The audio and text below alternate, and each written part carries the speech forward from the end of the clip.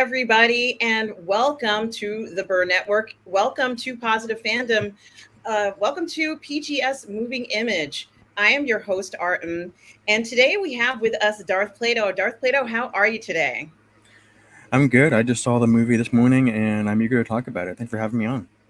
It's such a pleasure to have you here, Darth Plato. I can't think of a more appropriate person to have on talking about Oppenheimer, guys. This is PGS Reviews, and we are talking about the new film directed by Christopher Nolan called Oppenheimer, which has been getting a lot of press, a lot of attention. And I think it's remarkable, Darth Plato. You and I have, first of all, talked about a film like this. And some of my concerns, even before the film came out, was the notion of who's going to be interested in this film, because I'm not quite sure, Darth Plato, how people feel about science and about, even let's say the device, if you will, because I'm going to avoid saying certain words, because we're not really talking about the rights or wrongs of any of this stuff. We're just talking about the film and the execution of this film by Christopher Nolan and the accomplishment of it, which was remarkable. But Darth Plato, you and I have been talking about this for months, maybe a year, about this film coming out. Did you expect that there would be this much attention and build up to this film? Actually, I did because it's always been a touchy subject going back as far as I can remember. There's a lot of passionate discussion one way or the other as far as I can remember when I was in school. Uh, some people agreed with me and some people were really vehemently against me. So it's not surprising to me at all, really, that a movie like this would get a lot of attention from people from different sides of how they support the issue, the use of the atomic bombings on Japan in 1945, um, the the consequences to the world since that time, the fear of nuclear weapons in the 1950s. Anyone that grew up in the 1950s will tell you that the fear of nuclear weapons was something that was around them constantly, and that's not something that you can gainsay. That this fear was real, and it can't just be shoved aside. And people from that generation are they're just going to feel something when they go see this. Just thinking about going to see this movie is going to get them to go see the movie, uh, which is all the more remarkable because it's such a long movie too. Yeah, it is a long film for sure. And I did just want to say, and you make a really good point with that, Darth Plato. I want to say hello to Tom Jr. Jackson, moderator, collaborator, and good friend, who says, "Welcome to everybody. Please do hit the like and subscribe for Positive Fandom and for the Burnettwork. It's broadcast on both at the same time." I do want to mention that yes, there will be spoilers, but it's not really a spoiler because we already know what happens.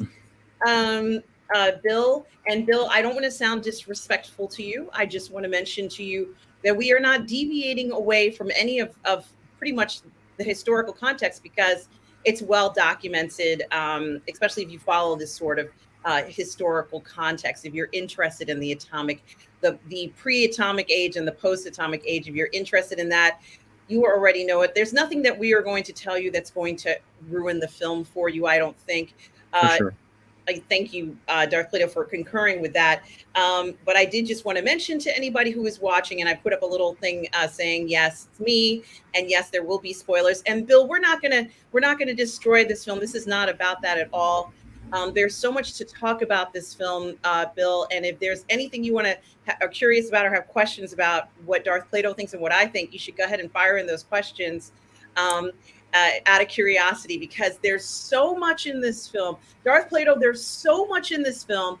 For the 3 hours that you're sitting in the theater, there's so much in it. It's a masterpiece, Darth Plato. It's a masterpiece of a film.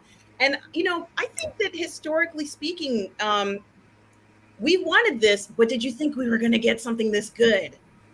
Mm. It was very compelling. The characters involved from the beginning, the how he was homesick and he wanted to go back to America, and the they kind of shoehorned in Albert Einstein, which I love because Albert Einstein was a significant figure in physics and had some very interesting things to say about the history of nuclear weapons afterwards. His involvement with Gene Talek and the themes throughout the movie, but with communism, that his sympathies, whether they were there or not with communism, is a recurring theme throughout the film. It's very significant. The his fear of what he might be unleashing is present throughout the film, and it's very palpable. Absolutely, Darth Plato. I agree with you. And hello, Mikey Lito, who's also here.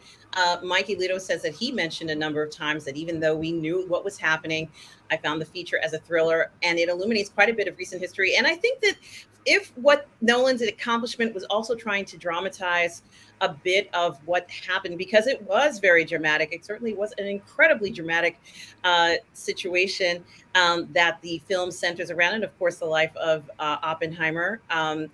Certainly it is a dramatic story and topic. And as we've said, Darth Plato and I are not going to get into debate about right or wrongs on any of this stuff. We're just interested in looking at this film Yeah. and, what is the film conveyed to the viewer? And is it believable? Was it portrayed nice? Darth Plato, there's so much to talk about it, but I did want to mention to the viewers that the film is based on a Pulitzer Prize winning book.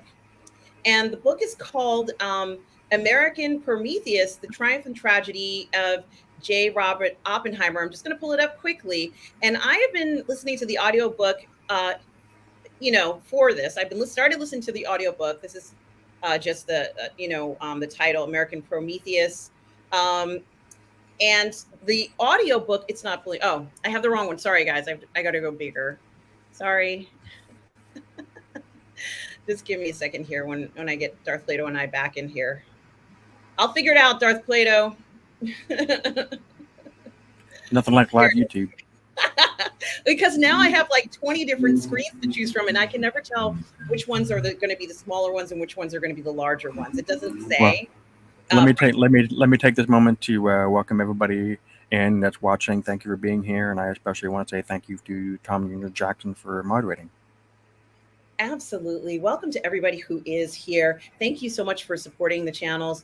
And it's a pleasure to have all of you who are interested in commenting or making questions or even just any thoughts about this film. And as I said, it's based on a book called American Prometheus. The book won the Pulitzer Prize for autobiography. And certainly it is a remarkable book. I've listened to about half of it. It's a 26-hour listen. It might actually be a little bit longer than that because sometimes I speed up the rate that I'm listening at. But I've listened to about half of the book, and so far, I'm not necessarily going to say, since I haven't listened to the entire book, whether I can go ahead and accurately comment as to whether the adaptation was great. But Darth Plato, as far as I'm concerned, this was a fantastic adaptation from what I've read of the book so far. I think that it's remarkable what an incredible screenplay this is. And if we're going to look at this film and say, well, the screenplay was wonderful, which I think it was, and even if you haven't read the book, I think you would be impressed with the screenplay. The sound plays is a character in this film, right, Darth Plato? It is. I just wanted to point out that I have not read that book, The American Prometheus, so I can't comment on that. As far as the screenplay goes, I tell you what, it's probably the most compelling screenplay movie I've ever seen, where most of the characters are really just sitting across from each other and just talking. It's almost a 3 hour long movie, and most of it is just talking. It's pretty amazing. Yeah, I agree with you, Darth Plato. And something, it's not easy to do that for a film of this length, of this level of intensity. There was a certain level of intensity that needed to be maintained because of the subject matter. There was no wasted time in this. It was really remarkable. And Bill Parkley says, like with Tennant, is there any part of the movie that's no? There's absolutely no part of this film that's difficult to hear. In fact, Bill Barkley, this is maybe the best sound and best visuals that I've ever seen in trying to portray something that's not the easiest thing to portray. They wanted to, from what I could tell, give the viewer a vision of what Oppenheimer might be thinking. Right. Darth Plato, what did we you know? And we know that he was haunted by this. Yes, exactly. And what did you think about the combination of the music and the visuals in this particular film for so much of it? I don't know about the audio. I thought it was okay. As far as the visuals go, speaking as someone that doesn't know anything about special effects, it was pretty compelling. If if that's practical effects, if that's what practical effects really looks like, then I say stick with it. Get rid of this. Get rid of this cheesy computer graphic stuff. Just stick to this. I want to see more of this. Yeah, and I think a lot of people would agree with you on this, Darth Plato. I think that we were treated to something that was very rare, very involved, certainly well thought out. It was, as you know, as I've mentioned, it was based on this Pulitzer Prize winning book, which was the inspiration for the film. So it had an incredible amount of detail, and certainly they weren't at a loss for 40,000 views on IMDb, let's say, or rating for 90 and 9.0 out of 10. I think that also tells you. Thank you so much. Thank you so much, Mikey Lito, who says the sound of the film is fantastic, performed by Richard King. And immediately, that's some of the first things you see when the film starts. Darth Plato, there's silence, but then we realize that the sound is so important in this film. Certainly, it plays a huge role. There are some very climactic moments, and of course, the one right behind the poster that we're seeing here. But truthfully, and we're not going to talk about other films, Bill Barkley. I'm sorry, we're not going to talk about any other films that people are trying to, get you to see more than one film. So, Bill, we're not going to respond to that. But I am going to say that if you were a person who absolutely wanted to see the actual Trinity test, which is shown in this film, the real one, if you want to see the real one, you can see it. It's in a film called Trinity and Beyond, which I watched fairly recently, that came out in 1995. The film is narrated by William Shatner, and he talks about the Trinity test and consequently many of the significant tests, although there's hundreds of them that have taken place from the initial Trinity test to, let's say, more modern times. So I think it's very interesting. Darth Plato, do you think that the desire or the notion of making an attempt to show the impact of this test, if you will, because it was a test of the Trinity, it is experiments. That's in New Mexico, yes. Do you think that the desire to show it on film and effectively was achieved in this movie? Yes, and especially with practical effects. If you told me that they were going to do that, I wouldn't have believed you. But like I said, if that's what practical effects look like, I want to see more of it. I just wanted to add a point you mentioned before about the Trinity test. Stalin actually learned about what happened with the success of the Trinity test before people at the White House did, and that's because of Soviet spies embedded in the Manhattan Project itself. And so this fear of communist infiltration and the fear of the communists getting the bomb, that was a very real thing. It wasn't exaggerated. That was a real fear. And do you think that was reflected in the film? I thought it added a layer to the film that was not quite cloak and daggery, but definitely made almost everyone look out for their own, look over their shoulder, and maybe hedge their bets a bit about not sticking their heads out. And you kind of see that with the in the investigation later in the movie, where Strauss is trying to bust Oppenheimer and have his security clearance revoked. And so people are like, well, would you agree to have Mr. Oppenheimer on the project if you knew what you knew, knowing now what you knew then? And you can see people hedging their bets. Absolutely, Darth Plato. And I did want to comment to Joe Tyson, hello to you as well, and everybody who's here. Mikey Lito says, if you see one film this weekend, see Oppenheimer. And I can't agree with you more, Mikey Lito. Now, I also wanted to say and kind of start out, because this is not going to be a short discussion. Like, no. This is going to be a long, this is going to be a long video today. And I talked about the idea of the importance of sound in this film, and it is extraordinary. And thank you, Mikey Lito, for mentioning its sound design, yes, which is amazing.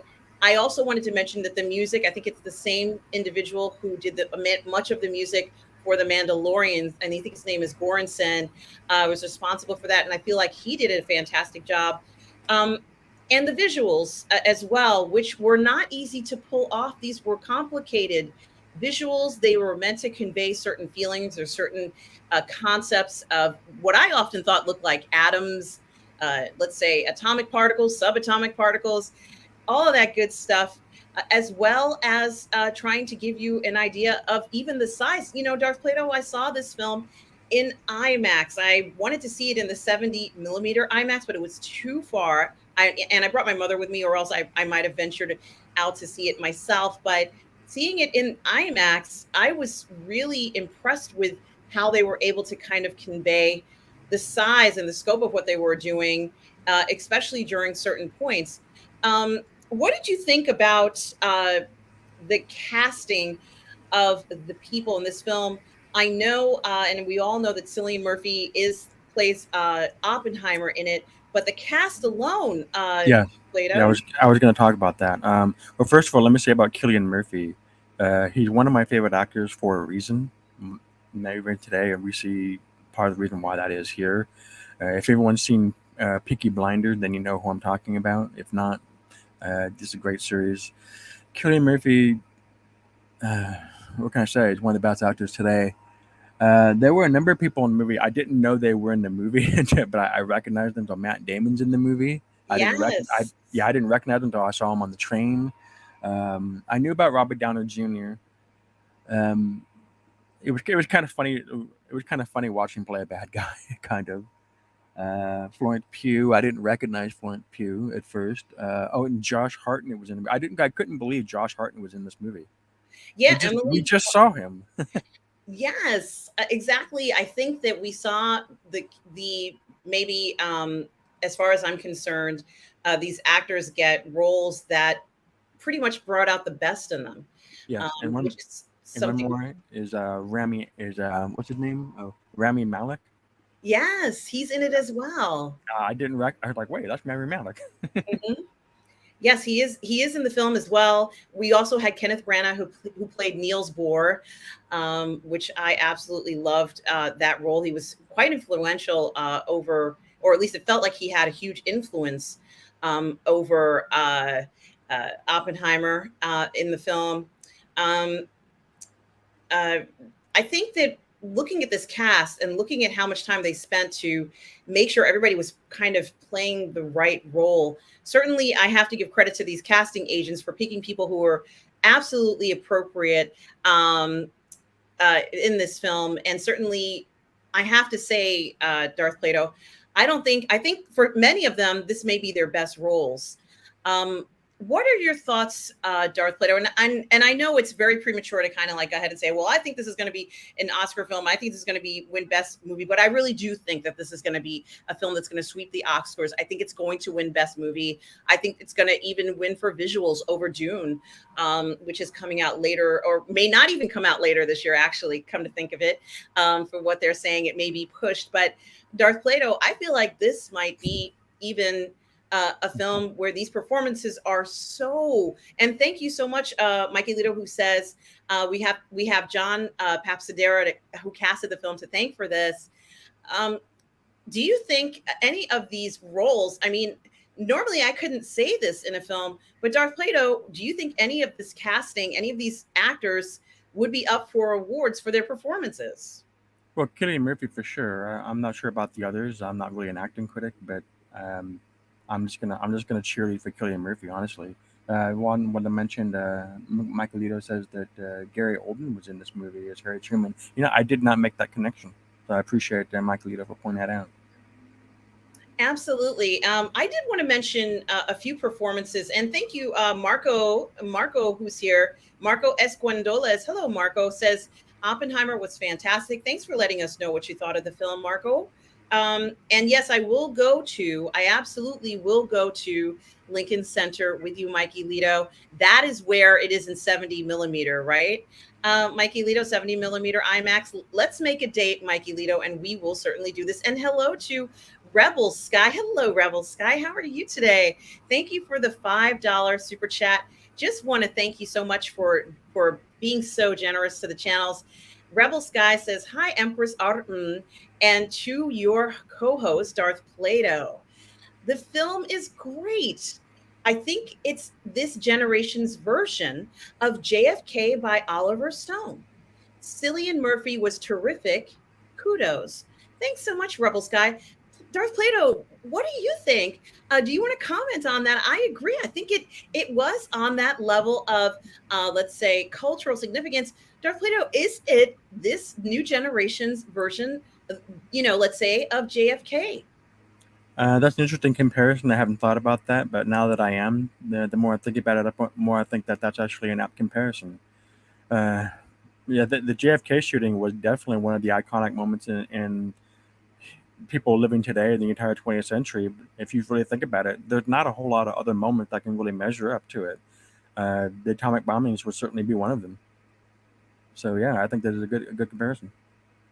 Yes, absolutely. And thanks again, Rebel Sky, for your generous $5 super chat. We hope you're doing well. And thank you for being here, sharing your thoughts about the film, an incredible film that was just so amazing. And welcome to J and H Edits. Really hope you are doing well as Brundlefly says, we need more films like this. This film is fantastic. It is. Amen. Amen.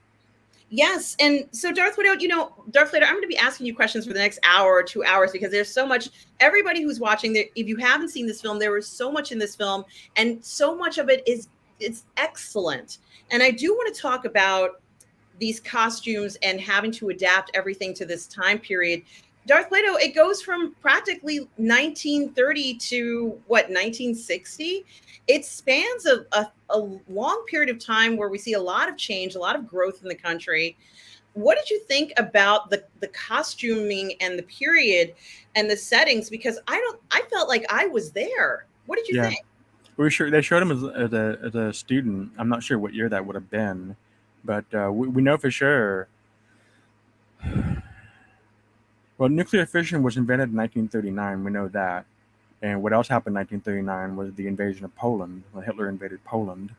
And they show that in the newspaper. They're holding the newspaper. They're looking at that, and it was well known even before that time that the Third Reich was perpetrating grievous crimes against the Jews. And Oppenheimer, being a Jew, was probably very sensitive to that. And that is an angle in this movie: the desire to beat the Germans to the bomb. Absolutely. I think that by going ahead, I almost feel like they had to. This must have been such an incredible undertaking, and I almost feel like they had to go ahead and give us this historical context. The film starts off where it seems like there's, you're at this what I would call maybe a Senate hearing or judiciary meeting or approval meeting or something like that for one of the characters in it, played by Robert Downey Jr. And it turns out They, that this character um, absolutely needs to have a certain number of votes for something to go in his favor. And certainly we've seen this yeah, historically. he was. Yeah, I'm sorry. What he was doing is he was trying to be. He was trying to get onto the cabinet. Mhm. That's what he was. Absolutely. He wanted to be a cabinet member. And of course, there has to be voting involved in order for him to get this. And I thought it was very interesting that they decided to kind of tell us this kind of almost some major themes in the story, which is obvious. We already know that it's about the atomic age, but we also know that there is a sense, or at least a depiction of McCarthyism. That's what I'm going to call it. Certainly, even if it was not in the exact parameters of McCarthyism, it certainly was, let's say, a form of it. I'm just using it in general terms, not saying whether it was right or wrong. We're not doing that. We're just talking about what was shown in the film. And many of these things were portrayed at the same time as the pursuit of the Trinity experiment. So it was very interesting, Darth Plato, to show the climactic parts during each part. Three different events in this character's life that seem to build up in the same way to a culmination at the end. And I love that they did that. Yeah. And I wasn't expecting that. What did you think? Honestly, I didn't think they were going to do it like this, and I'm not really a fan of nonlinear storytelling, but I think this may be an exception to that. This was actually really well done. I liked how they did this. Yeah, it certainly must have taken a lot of time and thought into trying to build up the Yeah. tension and make us have a payoff at the end. And I think what was interesting about this, Darth Plato, and many of us talk about that payoff in a film, you get it. It's like a threefold payoff. if you will, because of, let's say, some of those themes. As I said, it is McCarthyism. Some of the themes were also the idea of, you mentioned when um, Oppenheimer was, let's say, in Cambridge University, and he's was not necessarily at his peak doing experiments, and I get that.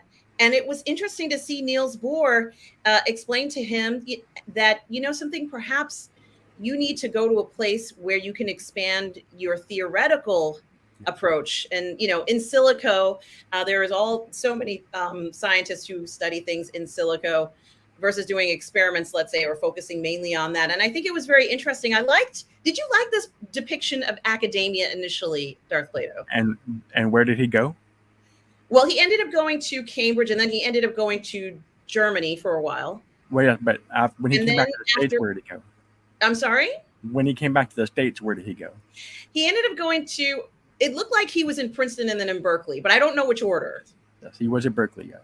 So I happen to know that Princeton is very unique because at a time where there was a lot of oppression, they openly accepted Albert Einstein. And Sure. I think that was very important. Certainly, one of the greatest minds, Well, of many generations. well, sure. So, The but theory of relativity was I think he published that in 1905. yes, but I think it is also very interesting that they did show an exchange of great minds across the Atlantic from Europe almost continuously, Darth Plato. Yeah. And at the time, they were very clear to tell us and to tell the audience that there really wasn't a physics program, let's say a quantum physics program in the US yet.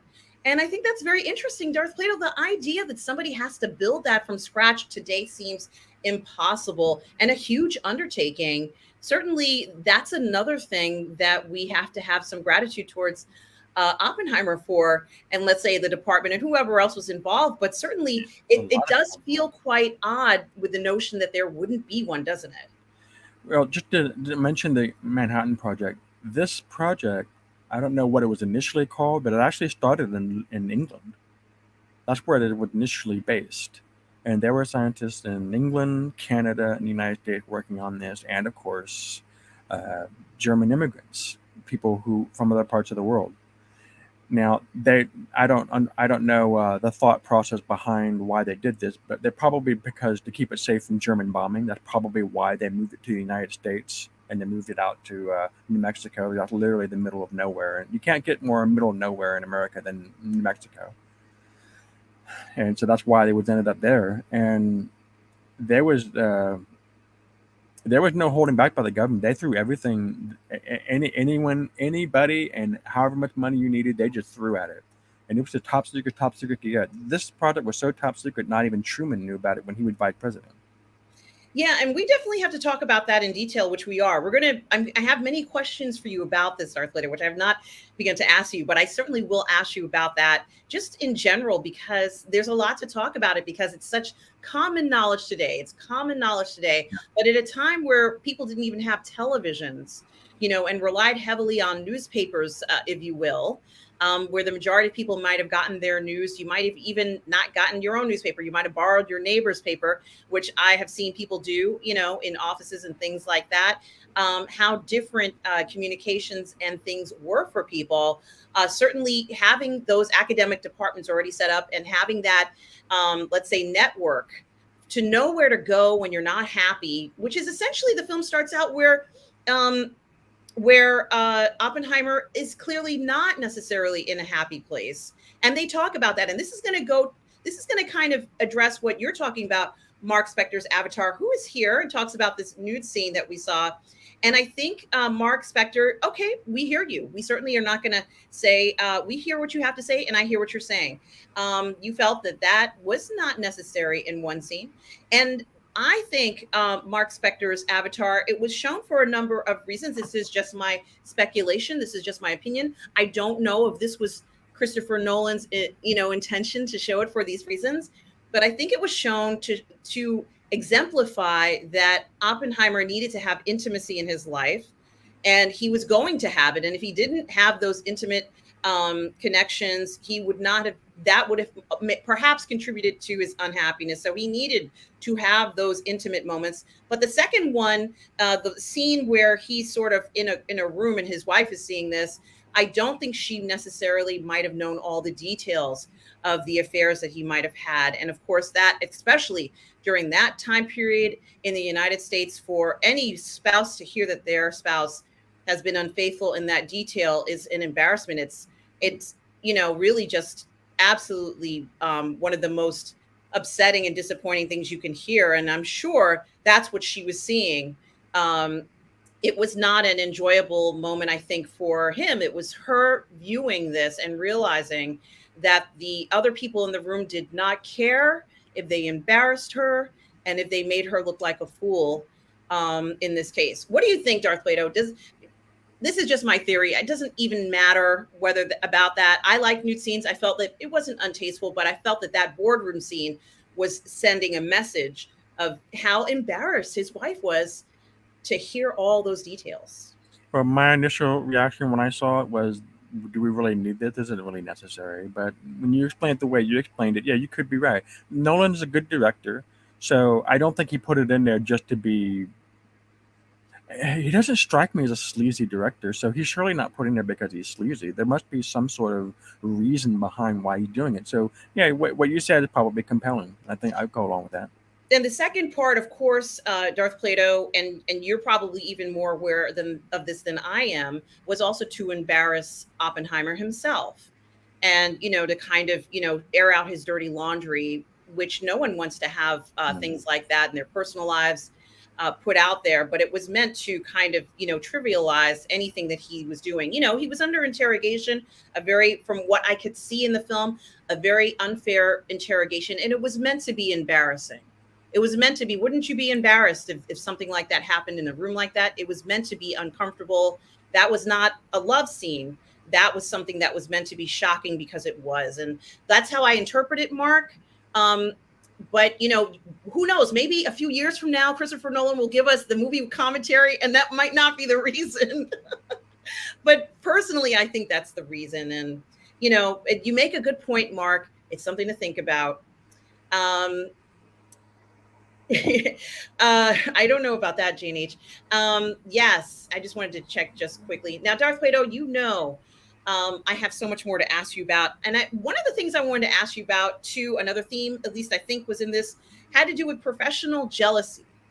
And, it's heavy in this story, mainly because there's so much at stake. And what's ironic is that as you're being pushed and pulled and there's a lot of currying favor and people are working so hard to get this thing done, you're constantly made aware of how it feels as if overall there are some individuals who will just be somewhat more ruthless than others. However, it doesn't stop you from enjoying this. This was fun to watch.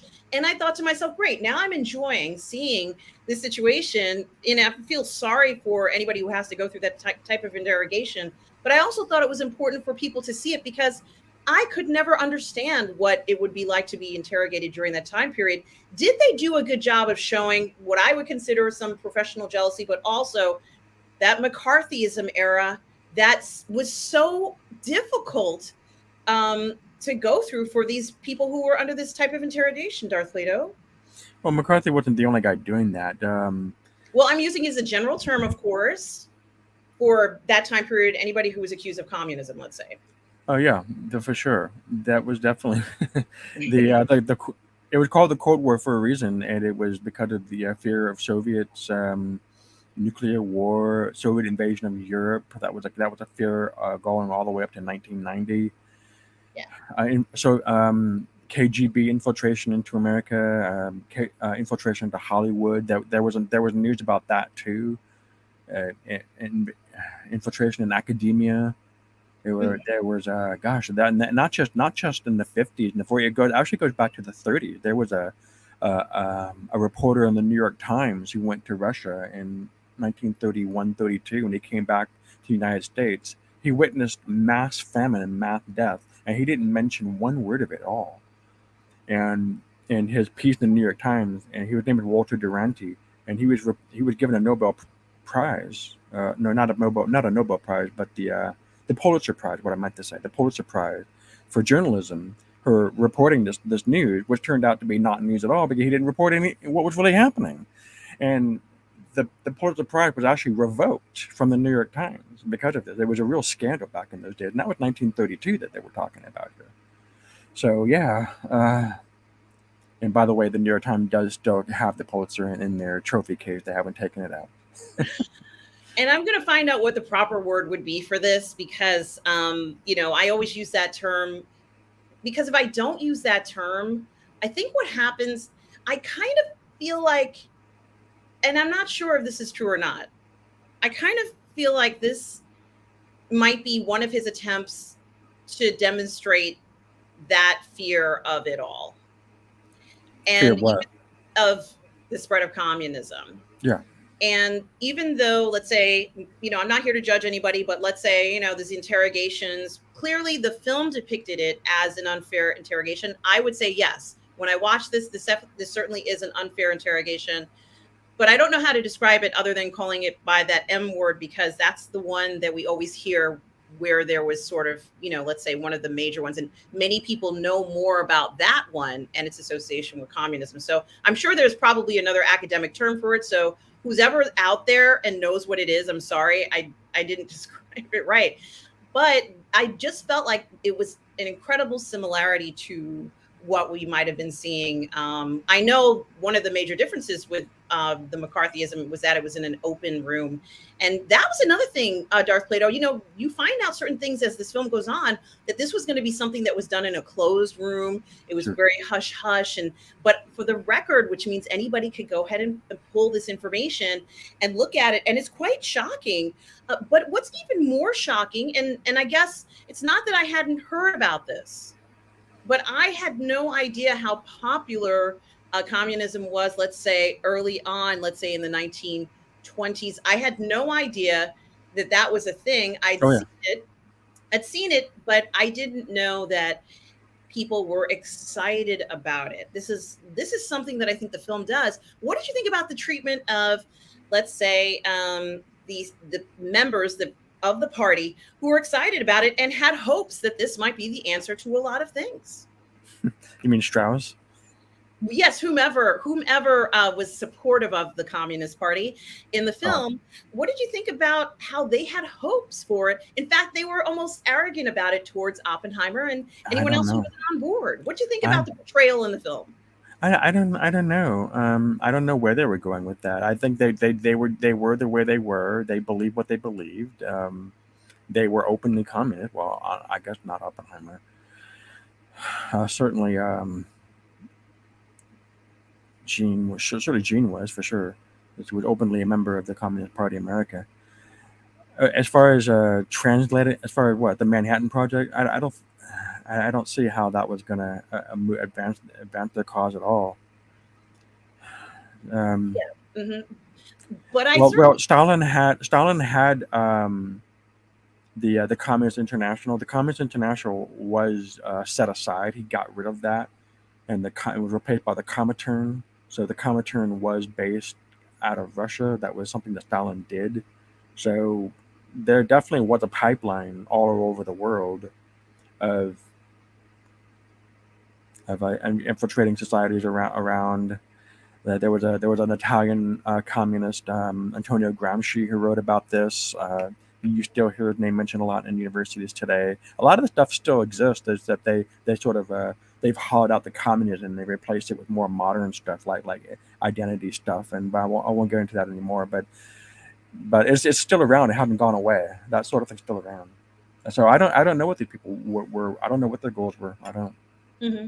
And it is interesting because, certainly these, whatever their ultimate goal was, it was interesting to see it put into a context where they were meeting and they were excited, and this was certainly a different type of point of view of, let's say, that political idea. And I think it was translated very well. It was is adapted very well for us on the screen to understand. This is something they believed in, and certainly they were passionate about it. Mark Spector's Avatar for a 9.99 super chat. Thank you so much, Mark Spector's Avatar.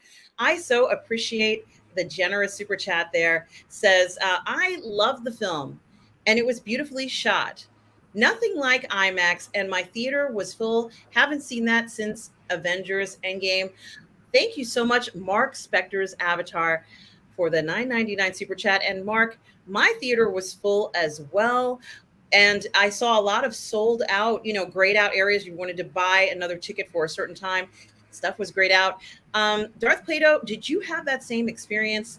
Was your theater, did you see a lot of sellouts for certain times? Well, I went there at 9 in the morning. There was this morning.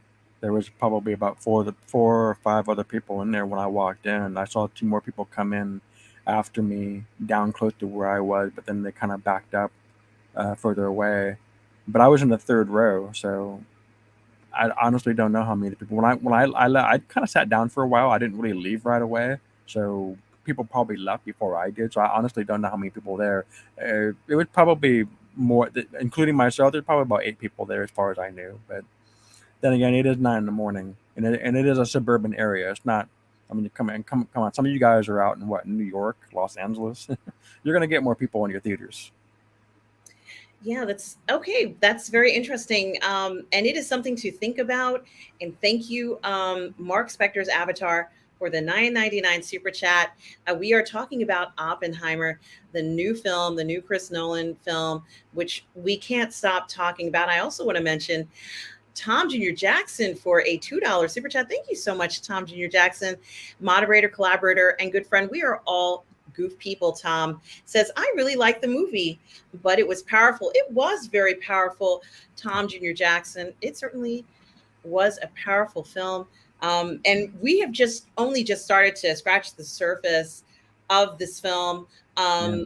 And The sound, how they use sound to like, there's kind of silence, and then that rushing rumbling like a train coming on. All of a sudden, it's so loud in the theater, and you're like, "Wow, does it really need to be this loud?" It's actually pretty effective. And the Trinity explosion, how it's, you can see it, you're looking at it, and he's taking off the goggle and he's looking at it. And everybody's like, can't believe what they're seeing. Then the sound shows up and it just washes over you.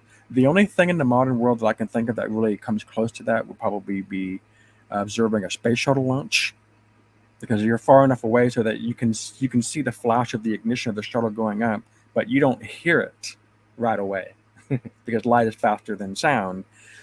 And when the sound shows up, it floors you, and that's it what it really does. does.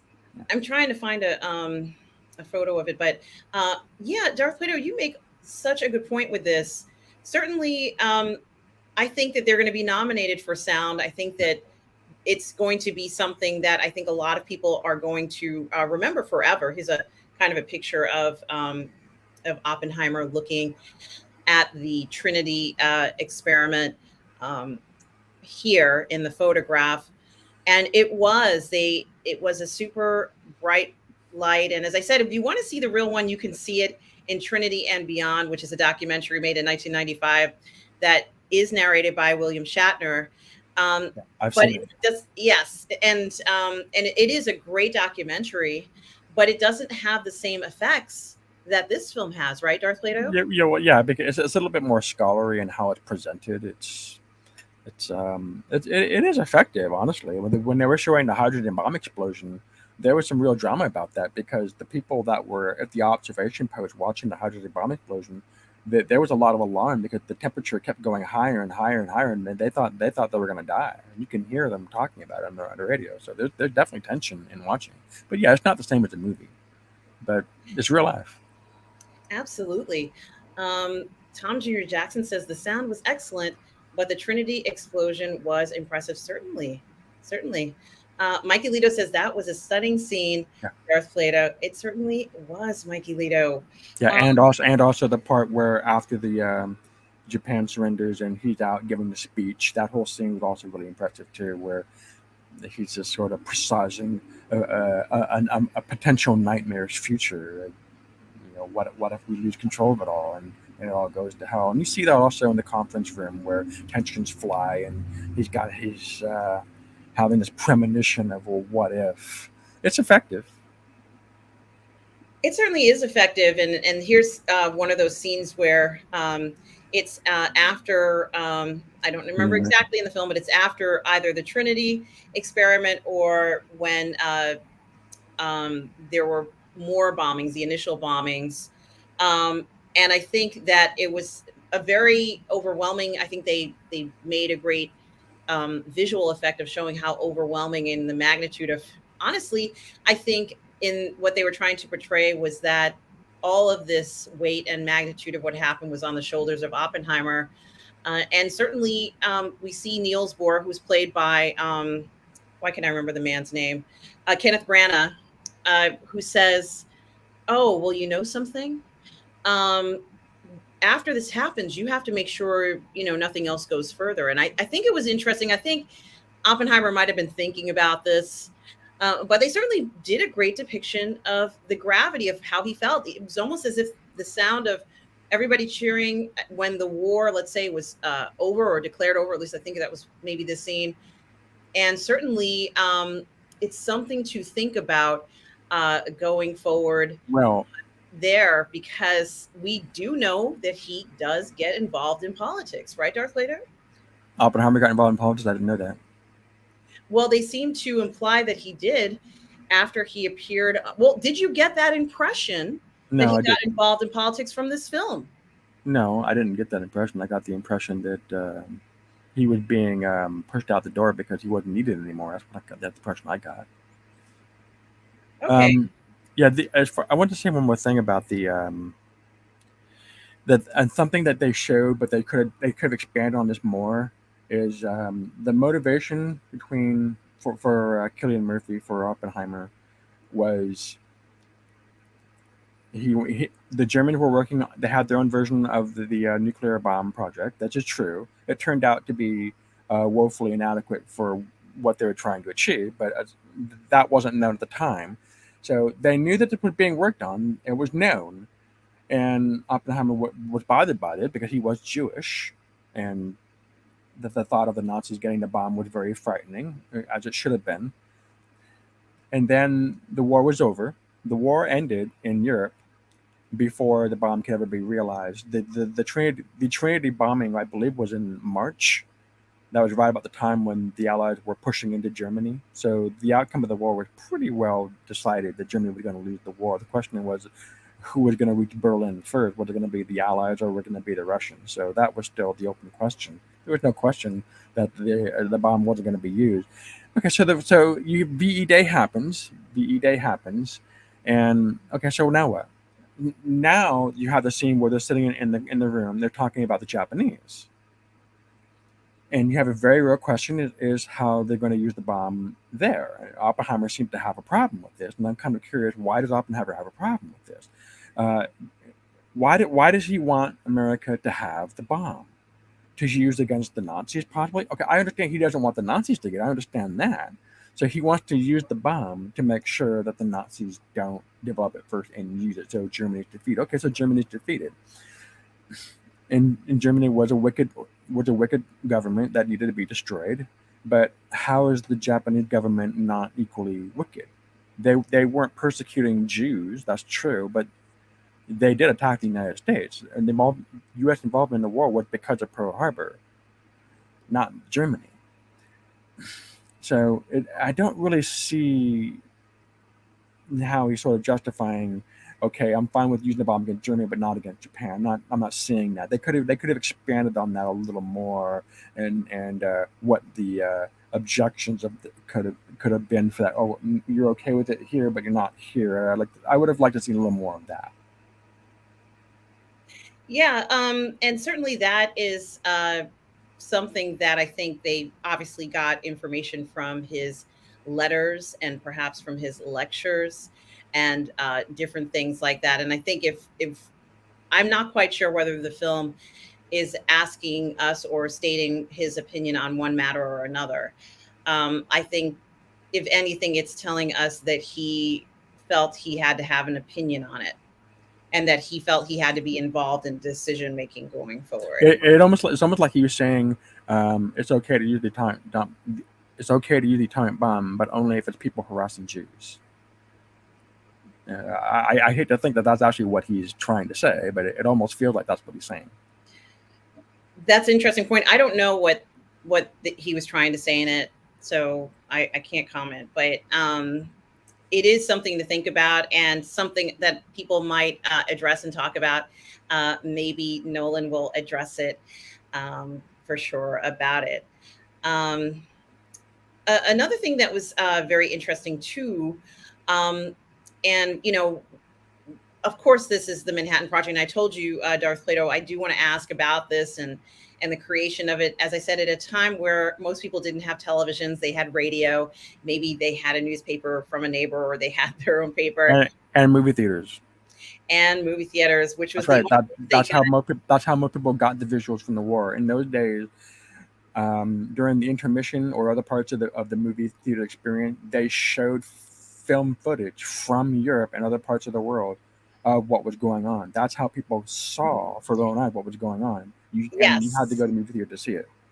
And the movie tone news, which I think is what you're referring to, along with a bunch of other reports and things, that was it. There was no other way for people to get information or news. And they do talk about how this was top secret and where were they going to go for, to do this project. And everybody knows about the project, the Manhattan Project. Yeah. Do you think modern people, because we've heard the name Einstein a lot, and I was asking people about this. We've heard the name Einstein a lot. If you're a scientist, you've heard of all these people in this film. I'm a scientist, I love it. And I've heard of every single one of these researchers. So, they were not names that I'm unfamiliar with.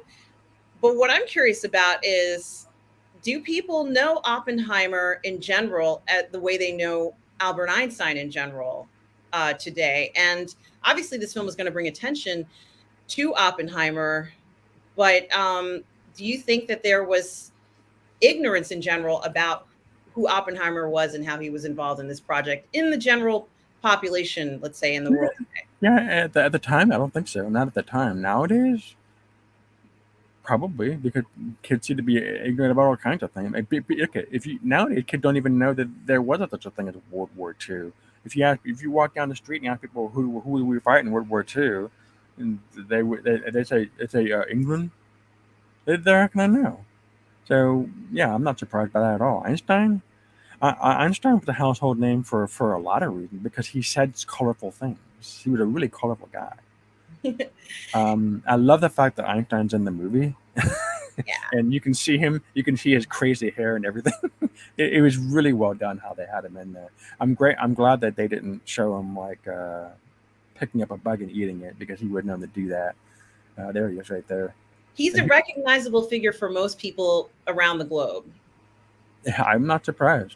And I'm just making the comparison of the fact that Oppenheimer is not a recognizable figure for most people around the globe. However, he can't. I'm sorry? You might be right about that. It could just be the visuals. I mean, the visual of Einstein. He's so unmistakable. It's true. However, at let's say, I'm not going to say, they're two different people. But what I think is interesting is that Oppenheimer was also on the cover of Time and Life and all that stuff, so people got to see who he was in a way that I'm not going to say that, he made himself public or open to the public at a time where the spotlight was on this project. It was an important project. So for a long time, he was considered, or at least the film implied, that he was the most famous scientist in the world.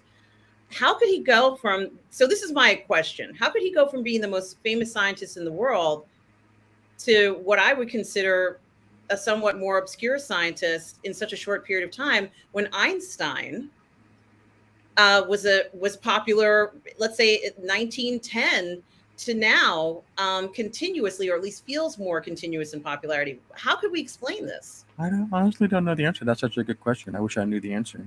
Does the film make an attempt to say that that Oppenheimer's interactions with Strauss and perhaps let's say even the president, it's not a bad thing, but let's just say his interactions or the way he was received by them at some point might have led to him being not as popular. You mean Oppenheimer? Yes. Honestly, I think it's the rumors about communism. I mean that's about as radioactive as you can get, and I mean, pardon the pun, but I think that's true. And speaking, I just want to say one more thing about Einstein. Yes. I, Yes. Einstein said something really colorful that I never forgot. He said he was asked about what he thought World War III would look like, and he said, "Well, I can't tell you what World War III will look like, but I can tell you what World War IV will look like: sticks and stones." And that's really powerful if you really think about it. Yes. Yes. Certainly. Yeah. Yeah. And that is a profound comment. Certainly, Einstein's vision of the future, which was quite grim when looking at it from that point of view, a warning to us all. Hopefully, we could avoid, any more wars. And Rebel Sky for a $5 super chat again. Thank you so much, Rebel Sky, for supporting the channel and being here. Hope you are well again. Thank you so much. Says, hey, RM, I'm writing a novel, a sequel to a popular film that was the firing spark of World War II. I am almost done, but I'd love to send you a preview clip. I would love to see that, Rebel Sky. Absolutely reach out to me at the Burnettwork or at Positive Fandom. You can reach out to me in either place. Please do send it my way, Rebel Sky. I so appreciate that. You can give me your email address and I can email you or either one. But it's such a pleasure and congratulations on writing and certainly writing about history.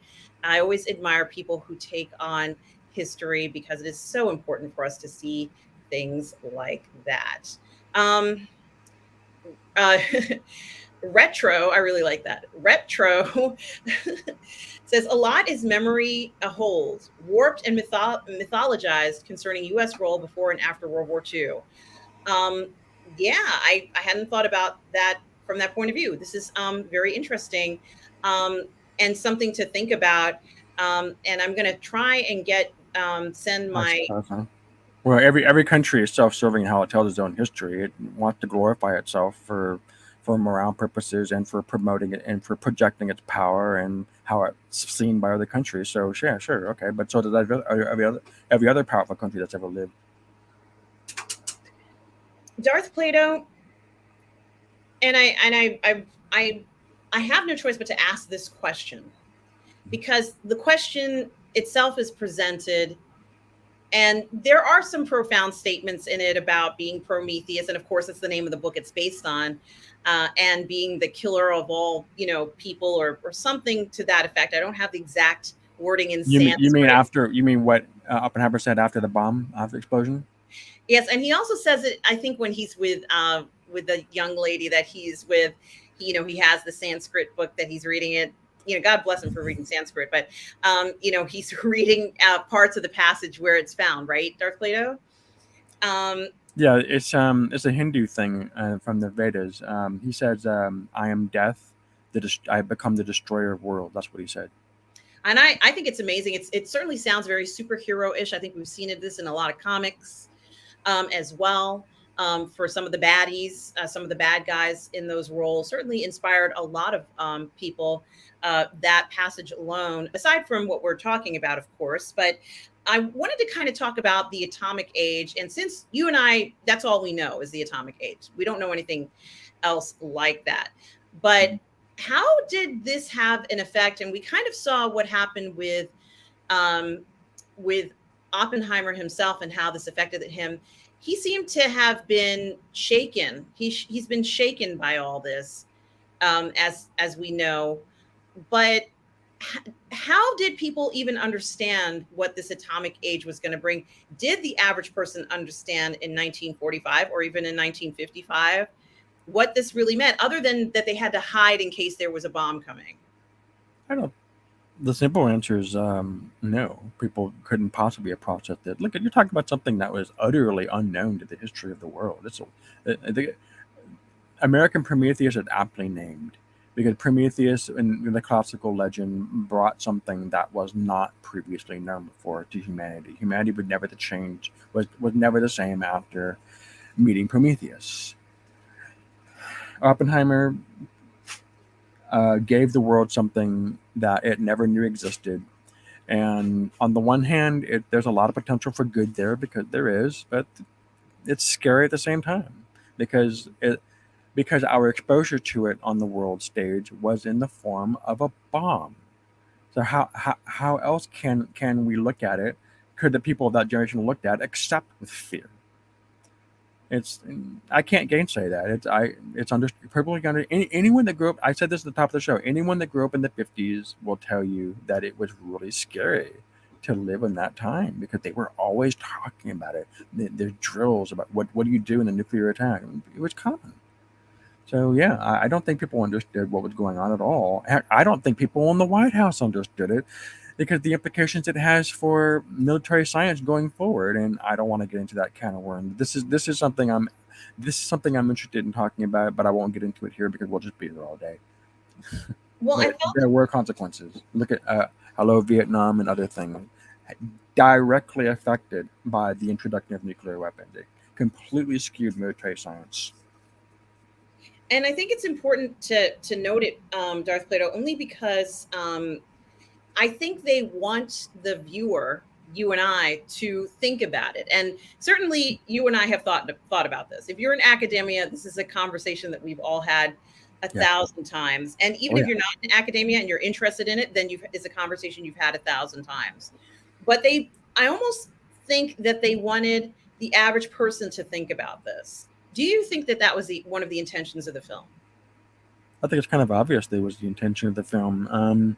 Maybe not in the way that an activist would say, "Oh, we're going to create something that will be a call to action." So I don't get the sense that it was that kind of a project.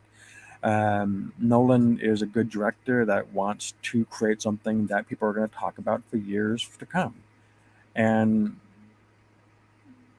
he's choosing something that really happened that uh, captures a lot of imagination for good or ill. And I think that he was looking at it kind of like that. I think it was effective.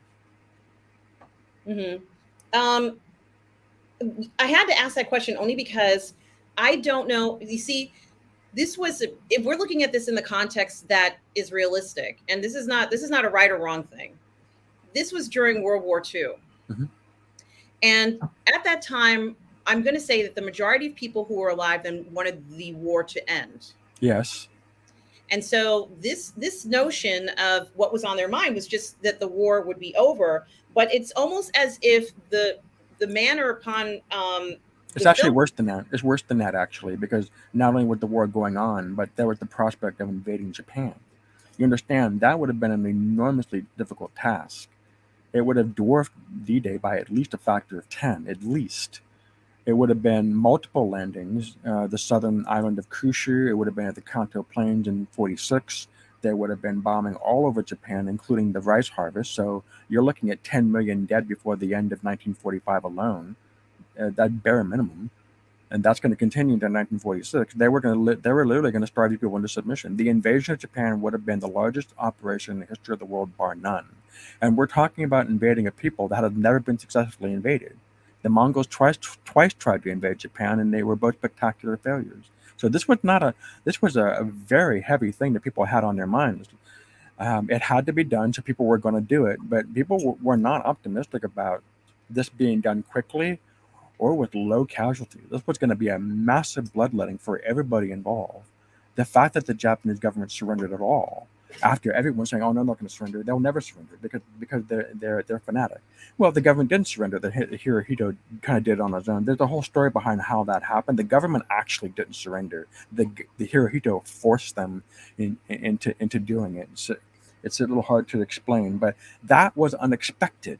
And because it was unexpected, the war ended like that, and people were, yeah, no kidding, people were celebrating it. And that's something that in the celebration scene, and you see in the movie, and Oppenheimer's kind of haunted by it. Yeah, okay, I understand that he's haunted by it because of what he's personally done, but you have to understand people were jacked up for a reason. They thought that they were going to be in this invasion that was going to go on for a year, 2 3 years, with massive casualties stacked to the ceiling. and all of a sudden it was over in a flash, and people couldn't believe it. And do you think the film conveyed this? Because I think for many of us who are watching this, who are on the stream right now, uh, who have who know a little bit more about this, understand what it means. But in the context that you and I are talking about it, the notion of being at war, which I've never been in a country where they're full on war like that. Yeah. So at the time of the war, and I think it's very different for those who experience this feeling that your country's at war is a very different feeling. It probably creates chemical changes in your brain because it's something that you can't ever ignore and does have a profound effect on you. So I just was curious. I personally think they did a great job of trying to show the context of what this would mean even for the average person, trying to understand or just having this feeling of thank goodness the war is over.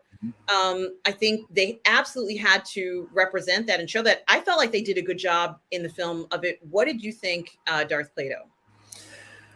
About what? I kind of got distracted by something. I'm sorry. Do you think that they were able to convey the general feeling of people at the time, the general feeling of the military at the time of wanting the war to end, and that entire understanding that of we're at war and this is a war? There's a part where Matt Damon's character is trying to convince one of the scientists to work with, and the guy says, well, I don't think I want to do it. And he says, don't you realize this is the most fucking important thing in the whole fucking world? Like, and it was like something that he felt he had to convey in a way that maybe perhaps you and I wouldn't do.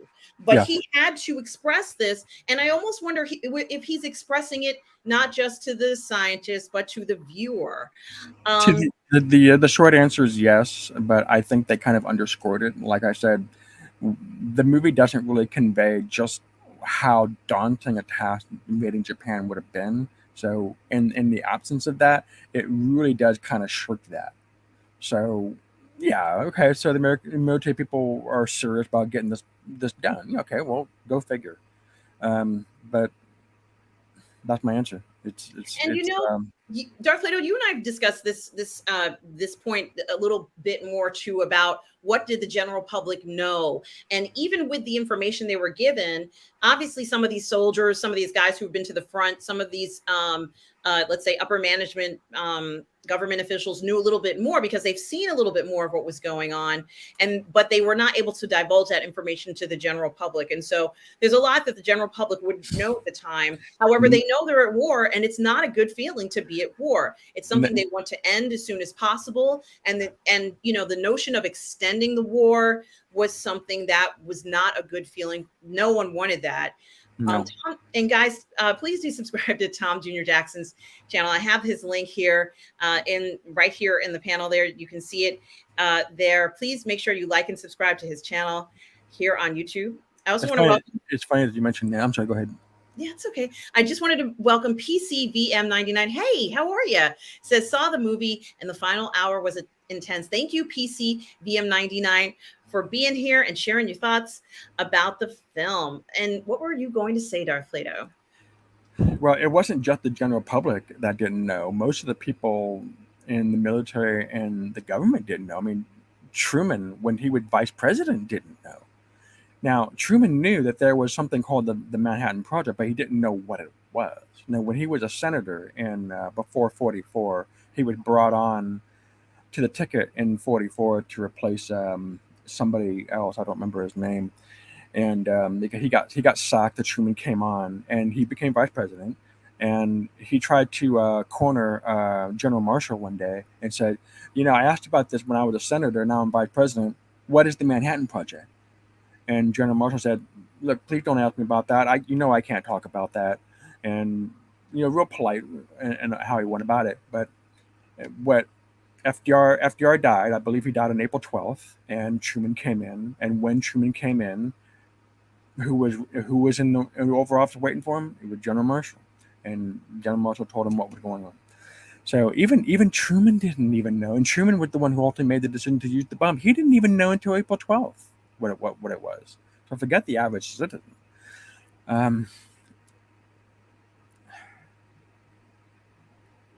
Well, you Yeah. know something, and I thank you for answering that and clarifying it, because this is a historical film and it is a dramatization of the book, but it certainly is historical. There's no doubt about it that this film will be watched in millions of classrooms over the next, let's say 20 years. And this will be the go-to film that they see. Of course, there's going to be like an hour and a half version made of this. I'm sure of it. Someone will cut it up.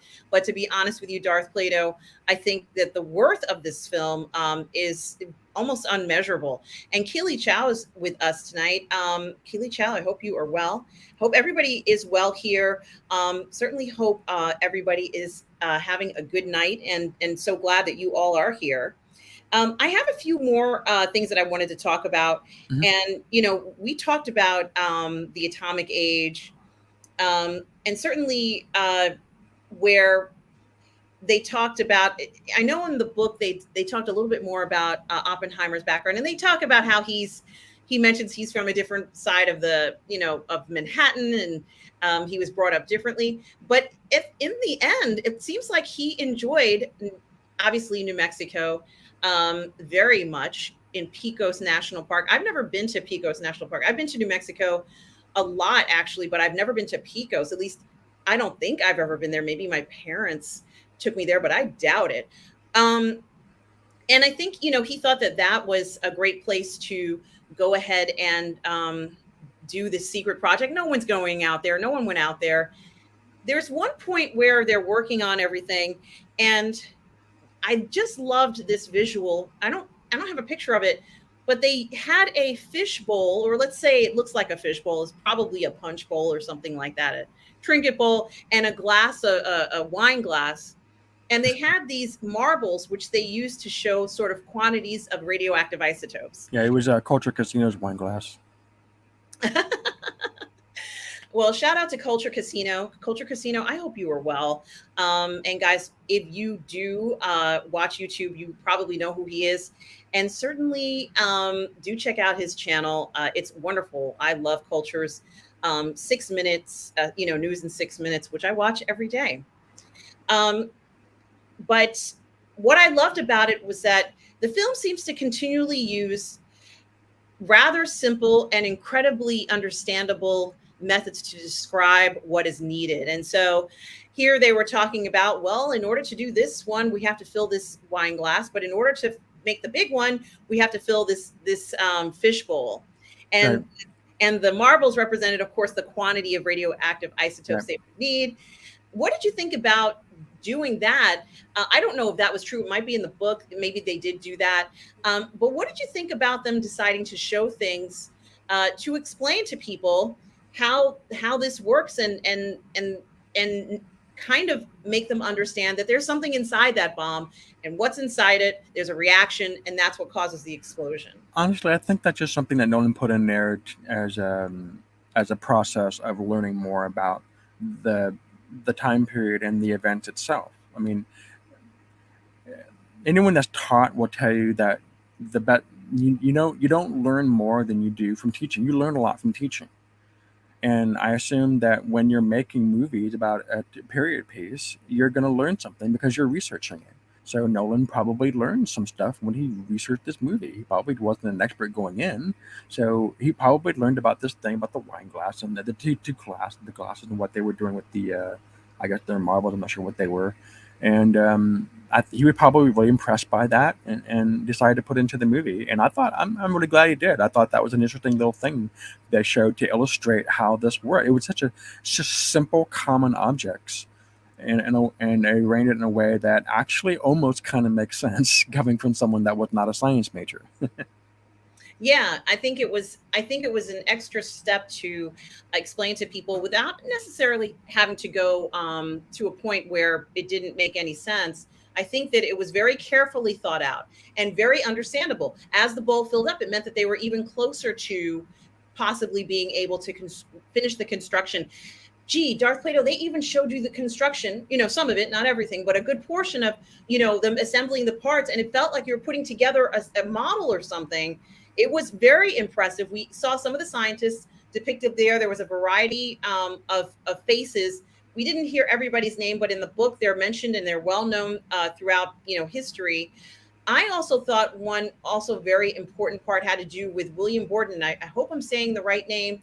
He was a pilot, and he talked about seeing a V-2 rocket fly by him at night. He was in his plane, and there was some kind of launching that had taken place, and they showed it, Darth Plato. They showed it visually in the film, what he described, and I think it's very interesting because a lot of what we're talking about, of course, it's recorded, but someone had to describe and write down all this information.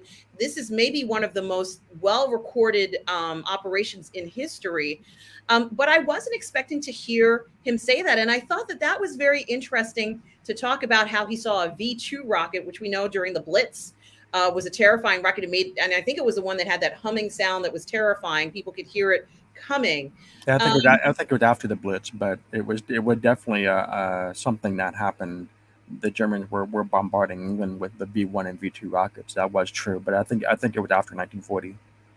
And you know what's really interesting about this, that he even made an attempt to do a visual like this, and at even some point, Oppenheimer imagined himself, which is another thing that I thought was very notable, is that we do see how he manages to take the information that someone's given him, kind of digest it, and then think about how that's going to affect that person's research or move or his, and bring this together. What did you think about that scene? Because it looked unbelievable.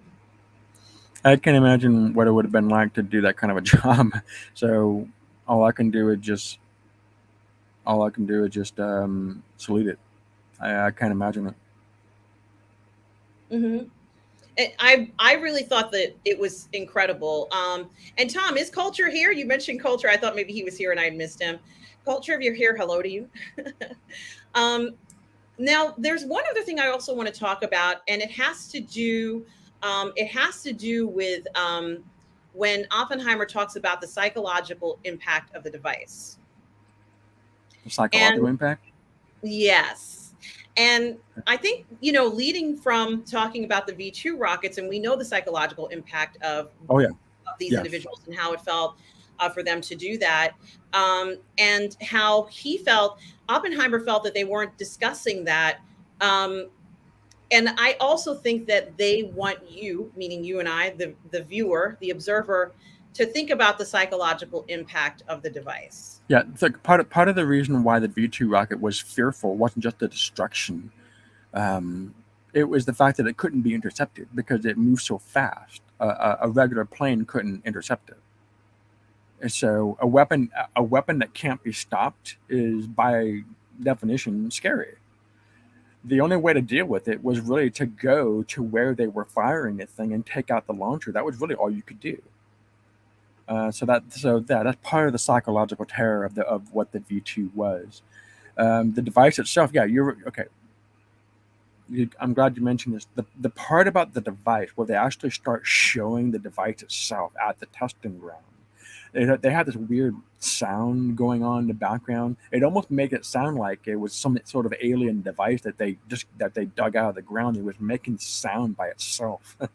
That's almost how I felt like they were doing. Obviously, it wasn't. So they had this ominous sound going on while that they were deploying the weapon at the test site.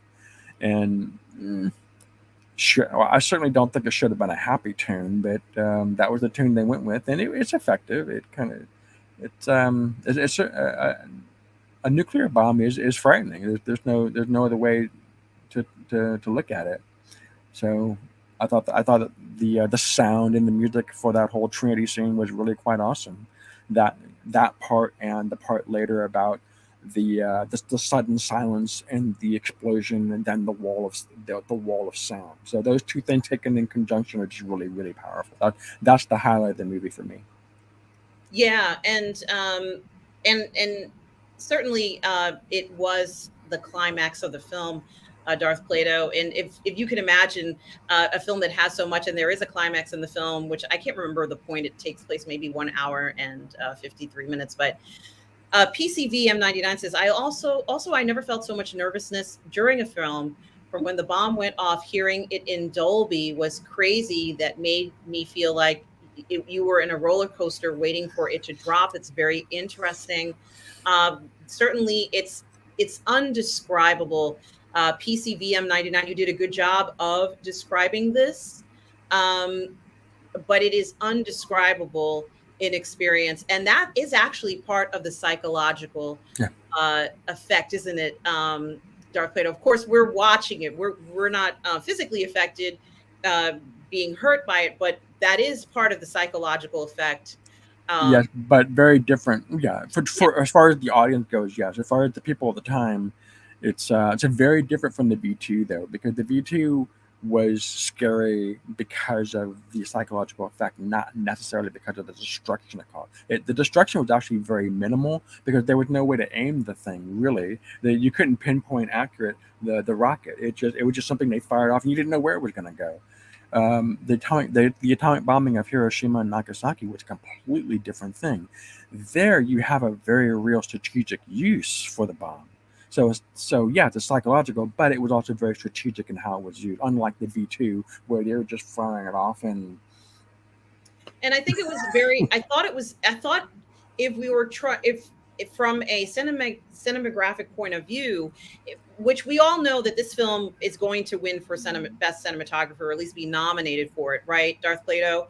I think that from this point of view, if we're trying to understand the impact, you certainly are reminded by Oppenheimer in the room, and I'm not sure if he actually said that, but the point is that you were reminded entirely about what it actually meant. While I'm not saying that the other people in the room didn't, but Oppenheimer said it to remind the viewer about it.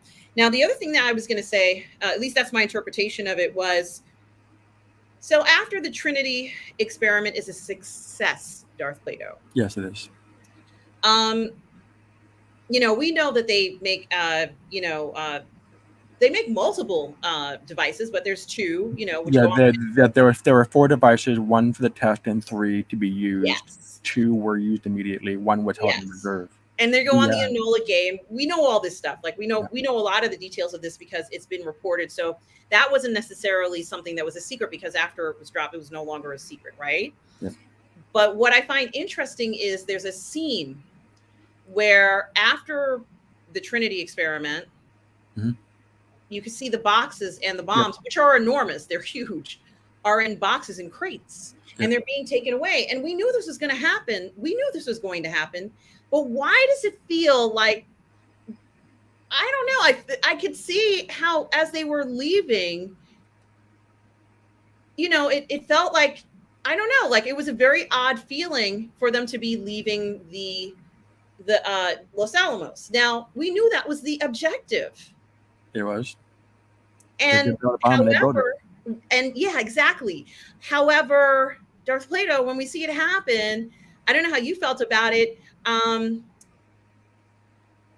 kind of thought, oh, yeah, we knew that was going to happen, but were we supposed to feel reticent at that moment? Because I felt a little. I think the feeling that I got when I watched that scene was like, okay, is the military basically saying, okay, thanks for giving us the bomb, get out of here. That's what it sounded like they were doing. Yes, it felt very. They were ungrateful to the contributions. I'm not going to say that was true. I'm not going to say that the military felt that way, but it felt that way visually. Yeah. It felt like that way, that they were taking, oh, you did it good. Let's take it and get the hell out of here. And of course we knew in, just historically what has happened in this case. But it really felt like that. Well, I don't know, Mikey Lito, if I did. I just think that they wanted you to visually feel that way, as if, it felt like you were losing something, and it doesn't belong to me. It's not mine. I didn't feel like Oppenheimer. I definitely felt something. What were you saying, Darth Plato? You said you felt that they felt unappreciated or something like that. It felt like, thanks for giving us the bomb, but we don't need you anymore. We got what we wanted. That's what it felt like. Mm-hmm. And Mikey Lito says Hoyt van Hoytema was a cinematographer who did some amazing job, Darth Plato. And that is an amazing Dutch name. I didn't know that. But certainly, thank you for doing such a great this I production wanted I team. wanted to mention one more thing before I Yeah. forget it. Yes. About one more thing about the V2 rocket Yeah. is that it was invented by a German scientist named Brown. Interesting enough, Brown went to the United States and became the leading researcher and developer for the rocketry of the Apollo program. So he was one of the leading figures at NASA. Yeah. He's famous. That's right. And this was if you've seen For All Mankind, a series on Apple TV, you'll see some of this depicted in season one. I just wanted to throw that in. Anyone that hadn't seen For All Mankind, please watch it. It's a great series. That's sort of my little aside there. Yeah, it's Von Braun, right? He was famous in rocketry. In fact, he's the reason why we have the entire program, and certainly he's depicted in a lot of films. But he was famous. Like I think he was also might have been on Life magazine or something like that. And what was it? Operation when they brought over a lot of these scientists after the war. The special operation. I don't know what it's called. But a lot of the scientists ended up coming over to the United States after World War II. It's called Operation something, but I can't remember what it's called. Oh yeah. Yeah. I don't remember off the top of my head. It was something. Yeah, there was like a name for, and then a whole group of them came over under that umbrella to get the space program on its way, right? So, Mike Alito, Operation Paperclip. Paperclip. That's right. That's the one. And so, because of that, that's why we had Yep. a successful. Right. And I'll take one step further. If there had been no Second World War, there would not have been a Manhattan Project. So, what I was going to say is, Mikey Lito says, I felt like, no, I didn't. I think this is what I felt. I think this is what I felt, Darth Plato and Mikey Lito. Mikey Lito says, I don't think Oppenheimer thought they were going to take the bombs. Now, isn't that weird? It's irrational, right? Why would we think that? Because remember, we're talking about how it's not like they were all civilians. You're surrounded by the military at all times. It's top secret. It's not like the military all of a sudden showed up and took it. It's not like the military showed up. Not the middle of the night where they're like, they don't tell you. You wake up the next morning, everything's gone. No, it's not like that. It's not like they boxed up the Ark of the Covenant and took it. And so top men now have a responsibility. I'm sorry, I don't agree. No. I mean, it's something to think about because thank you, Michael Leaner. It's Werner Van Braun. Thank you. I couldn't remember the first name, but he was actually very happy to be in the U.S. As well. I just was going to mention that because he's kind of another colorful figure. I think that they cinematographically speaking, they wanted you to see that Oppenheimer was watching them go away. I think he was concerned about them. He knew what they were going to be used for. Well, yeah, he knew they were going to be used against Japan. Yeah, I think that's what he was concerned about. But when was this? So the Trinity bombing, I think, was in March. So FDR still would have been alive. What was the date of the Trinity bombing? I don't know off the top of my head. It was, I don't know off the top of my head either, Darth Plato. I think it was either in March or April, Trinity experiment. I have to look it up. Sorry, guys, just give us a second here. A YouTube break. Yes, well, it says, oh man, it doesn't say, wait. July 16th, 1945, Darth Plato. And it says it was the first detonation of Okay. In that case, it would have been right about the time of the Potsdam Declaration. Okay. So in that case, that changes things a little bit. So if it wasn't being boxed up to then, that means they were shipping out to Japan right away. Because the successful testing meant that they could go forward with the invasion of Japan. Remember, the invasion of Japan was only going forward because of the nuclear bomb, because they were going to use the bombs to augment the invasion. When MacArthur learned of the existence of the Manhattan Project, he wanted them to be used for this purpose. So that's why Hiroshima was chosen, because it was a military target, and because it was the nerve center of the defense of southern Japan. It wasn't a civilian city. It was a military target. But the Japanese didn't make a distinction between civilian and military. They didn't think about it the same way we did. This is a good point. Uh, I think it's Tom Jr. Jackson says, I've been rewatching From the Earth to the Moon. Yes, absolutely, Tom Jr. Oh, Jackson. and one more thing. Yeah. After Hiroshima, the second bomb was supposed to be used against a city called Kokura, but the cloud cover there was not favorable. So the Enola Gay, which was carrying the bomb, diverted to a secondary target, and that was Nagasaki. So the bomb was actually supposed to be dropped on Kokura, not Nagasaki. Hmm. And I guess it was, they actually let us know a great deal of detail, Darth Plato, in this film. And of course, I have to say that it was very intense hearing everyone in the room discuss the list, right, Darth Plato? It The was very list, intense. The list of targets, potential targets. It was very intense yeah. hearing them discuss that. Certainly was. Yeah, but I don't know if it went down like that though. It may not have, but you know what I mean, like visually. I'm very skeptical that that scene would have played out like that. Hmm. That would have been something the army would have done. All right. Tom Jr. Jackson says, to me, I thought Oppenheimer was very disturbed by the outcome of the bomb because he knew what it meant. Yes, absolutely. Possibly. I think that's a good possibility, Tom Jr. Jackson. Mm-hmm. Mike Alito says scientists don't think that way. Wait, go ahead. Scientists don't think like what? If scientists are into let's develop this crap, whether we should or not.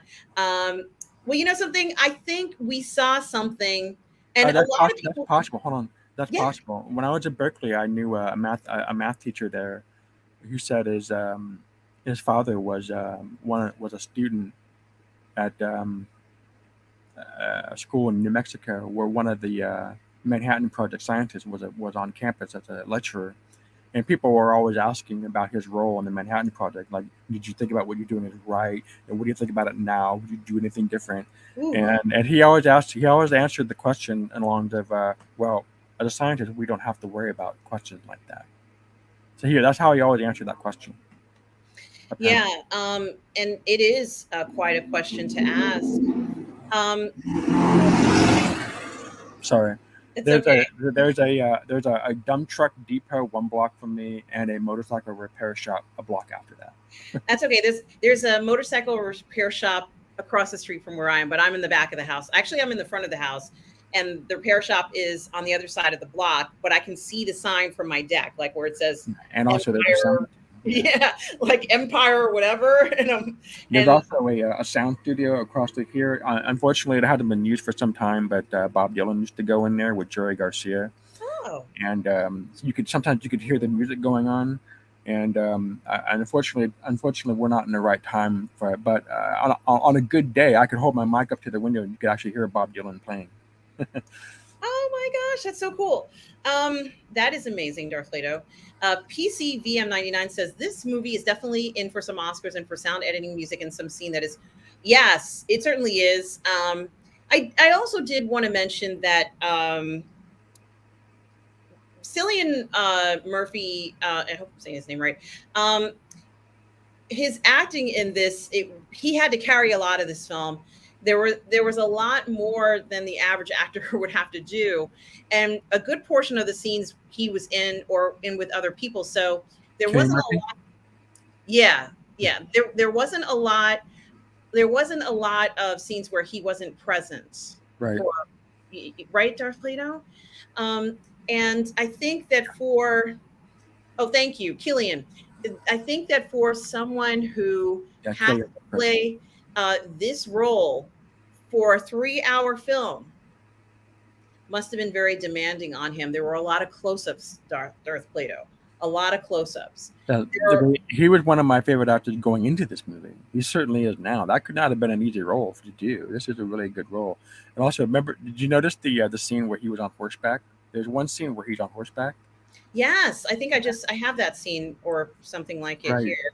I couldn't when I saw that scene, I couldn't help but think he looks exactly like Tommy Shelby, and Peaky Blinders, and that's like I thought he was gonna pull like a 20s or a pistol. Yeah, I hadn't thought about that. Certainly, kind of bring you back to the role he played there, guys. The first film, one of the first films, not the first film, but one of the first films that I saw him in was a film called Anthropoid. And Right. about Operation Anthropoid, a bombing by, let's say, and I may not be describing this correctly, but Czechoslovakian soldiers who made an There was attempt to bomb one of the SS soldiers, and they were successful. They were successful in doing it, and it was a great film, and he was excellent in this film. But I haven't seen him in something like this. I think this is he might be known for this role. I think he'd be known for this role as the guy who played, like the guy who played Ike Eisenhower. I can't remember that, or General Stratton or Patton. Actually, the guy who played Patton, that actor, how he became known for that role. I think he's going to be known for this Oppenheimer role for maybe the rest of his life because it is so profound. it Uh, is. I'm not sure I quite put him on the level of George C. Scott. He's a very good actor. I'm not sure I put him quite on that level yet. Well, I think that that this particular this is a role of a lifetime, Yeah, it is. and I think that for what he needed to portray this character as, obviously he is not Patton. This is not General Patton he's No. playing. But in order to play this role, it must have been very draining. In fact, there are some scenes. Darth Plato, you mentioned some of these scenes where, uh, if I even say this correctly, we can see him sitting at the table and he's being interrogated, and those scenes are not necessarily always the easiest ones to do. There was a lot of tension in some of the scenes, and I think he handled that tension beautifully. Of course, the sound also added to it. Um, we actually even hear, I think there's this one or two screams in some of the sound editing during the film, um, which is placed in, and you visually you can't see where the scream is coming from, but I think the scream is supposed to represent, the horror and the fear and different things involved in this. But certainly, I think he's going to be remembered for this role, Darth Yeah. Plato. Actually, I'm going to ask Rob about this. When I next chance I get to talk to Rob, I'm going to ask how does Cillian Murphy in this movie compare to like George C. Scott Patton or Marlon Brando's Godfather? Okay, I, for me, yeah, this is a good point. If there was another historical figure, I would want to ask that question. And I hear what you're saying for The Godfather. That was a huge film. I'm trying to think of if he played any historical figures. I don't. Who did Cillian Murphy play in Anthropod? In Anthropoid, it was I don't remember the role. Okay. Well, Um, the German guy that they attacked was Reinhard Heydrich. He was the yeah, the yeah, number 3 man in the SS. yes. Yeah, Have you that seen the was fun. film? Yeah, anthropoid means diametrically opposed. So that's Yeah, what the it was word. Operation Anthropoid. Yeah, yeah. So he played. I have to look it up because I don't remember any of this. So an anthropoid position would be one. An anthropoid opposition. That's what it means. It means that they're diametrically opposed. He played Joseph. I can't pronounce the last name. That is, Gabsik. I can't pronounce this. It I was a can't see it. Slavic soldier in the Czechoslovakian army involved in Operation Anthropoid. I don't have it in front of me. I'm gonna bring it forward. I'm gonna bring it Well, forward. if it's a Czech name, I won't be able to pronounce it either. I don't know. Well, okay, but I'll bring it up anyway so we can see it. So you at least know what I'm. I think we're talking about the same thing anyway. But I'm not good at pronouncing names in languages that I don't speak. So he plays. Yeah, this is the character that he plays. I'm actually going to click on it. Joseph. Um, Joseph Gapsik, and he No, was a Slavic no. soldier in the Czechoslovakian army involved in Operation Anthropoid. The assassination of Reichsproktor, Protectorate of Bohemia and Moravia, Reinhard Heydrich. So this is him, and I guess he gets caught. I can't remember what happens at the end of the film, but all I know is that it's a successful attack Yes. on let's say Yes, sort of. What they did was they set a bomb on the road, and so when his car went over it, it blew up. And then but he didn't. He wasn't killed. He got out of the car, and so they tried to rush the car and shoot him. And Reinhardt and his driver wasn't just a driver. He was also a marksman, and the two of them were able to shoot them all dead. And then they went to the hospital, and while he was at the hospital, he came down with a blood infection from maybe malpractice or something. Then he died in while recovering in the hospital. But you I haven't seen the film. I have not, but I know Okay. I'm familiar Well, with the incident. I'd like you to see the film and just give me your impression of his performance as the soldier, because I think you'd enjoy it. It was very, very good. Okay. Um, and of course, the last thing I want to mention, we haven't actually even begun to talk about all the actors. Uh, Robert Downey Jr., Yeah.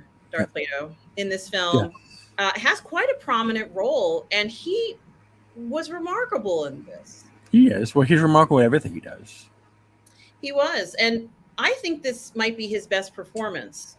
Um, what do you think, Darth Plato? Is this an I don't know about it. Oscar-worthy performance for Robert Downey? No, as his best performance, I don't think so. I'm not begrudging his performance here. I'm not begrudging it. It's a good performance. I'm just saying that compared to other things he's done, I got to go with Iron Man. Okay, okay. Hi, Brogu. Hope you were well. The first I think he movie. could have been. I think he could have been. Was he nominated? They didn't nominate him for that, did they? I wish they had, because he was great in those roles. He was, but come on, you know how the Academy is. They're going to be snobby about stuff like that. Wait, you want me to nominate Iron Man for an Oscar? Yeah, they're not going to do that. Well, okay. Well, I think he's going to get it for this role. Okay. And I think that he, along with, I can't remember this guy's name. Darn it, I'm forgetting everything. We just saw him he was such a prominent role in Stranger Things. And of course, we've seen him in, I think, in The Band Played On, in so many movies. And we talked about this cast, which was amazing. So many famous people, individuals who were important in the United States at the time, in the government, in the military, lobbyists, you name it. It was incredible to see the groups of people. We even, and as you said, saw Malik play one of the roles. Here's another actor here. You remember, let me see if I can pull up some of the names, because I feel a little silly not saying all their names, but that's Josh Hartnett, yep. Who plays a scientist. Here's another gentleman who plays another scientist, also a New Yorker who bonds with Oppenheimer on the train. And it just goes on and on with the performances there. And of course, you can see Josh Hartnett. He's one of the scientists. I call them engineers too, because what they're creating is, obviously they're physicists, but what they're creating is like an engineering marvel. So, regardless of what they're doing, here are Robert Downey Jr. and Murphy together. They had great chemistry despite the friction. This is something else that I wanted to touch on. What did you think of? Thank you, Mikey Ludo. It was Matthew Modine. Thank you so much for that. I really appreciate you doing that. Thank you, Mikey Ludo. Right, that's right. It was Matthew Modine. He was and The Band Played On, which was one of my favorite documentaries that he was in with Lily Tomlin. Yeah, but I did just want to talk about the chemistry between these two, because they're supposed to be, initially it seems as if they are, I'm not going to say bosom buddies, but let's just say, he's speaking to him just like any other average person would. But then the film, and I do want to ask about this, because for those of you who have seen it, there is tension between these two characters, and tension that they are implying that Oppenheimer is completely unaware of. And I understand that can happen. Darth Plato, what did you think about how this was perceived? It became a good portion of the film after the Trinity, the successful Trinity experiment. What did you think about it? And what did you think about the climactic part where we do see Malik come in and talk about what's happening to Oppenheimer? I don't know what to think of it. It just seems like was he one of Strauss's people? He is Strauss. He is Strauss. That's Robert Downey Jr.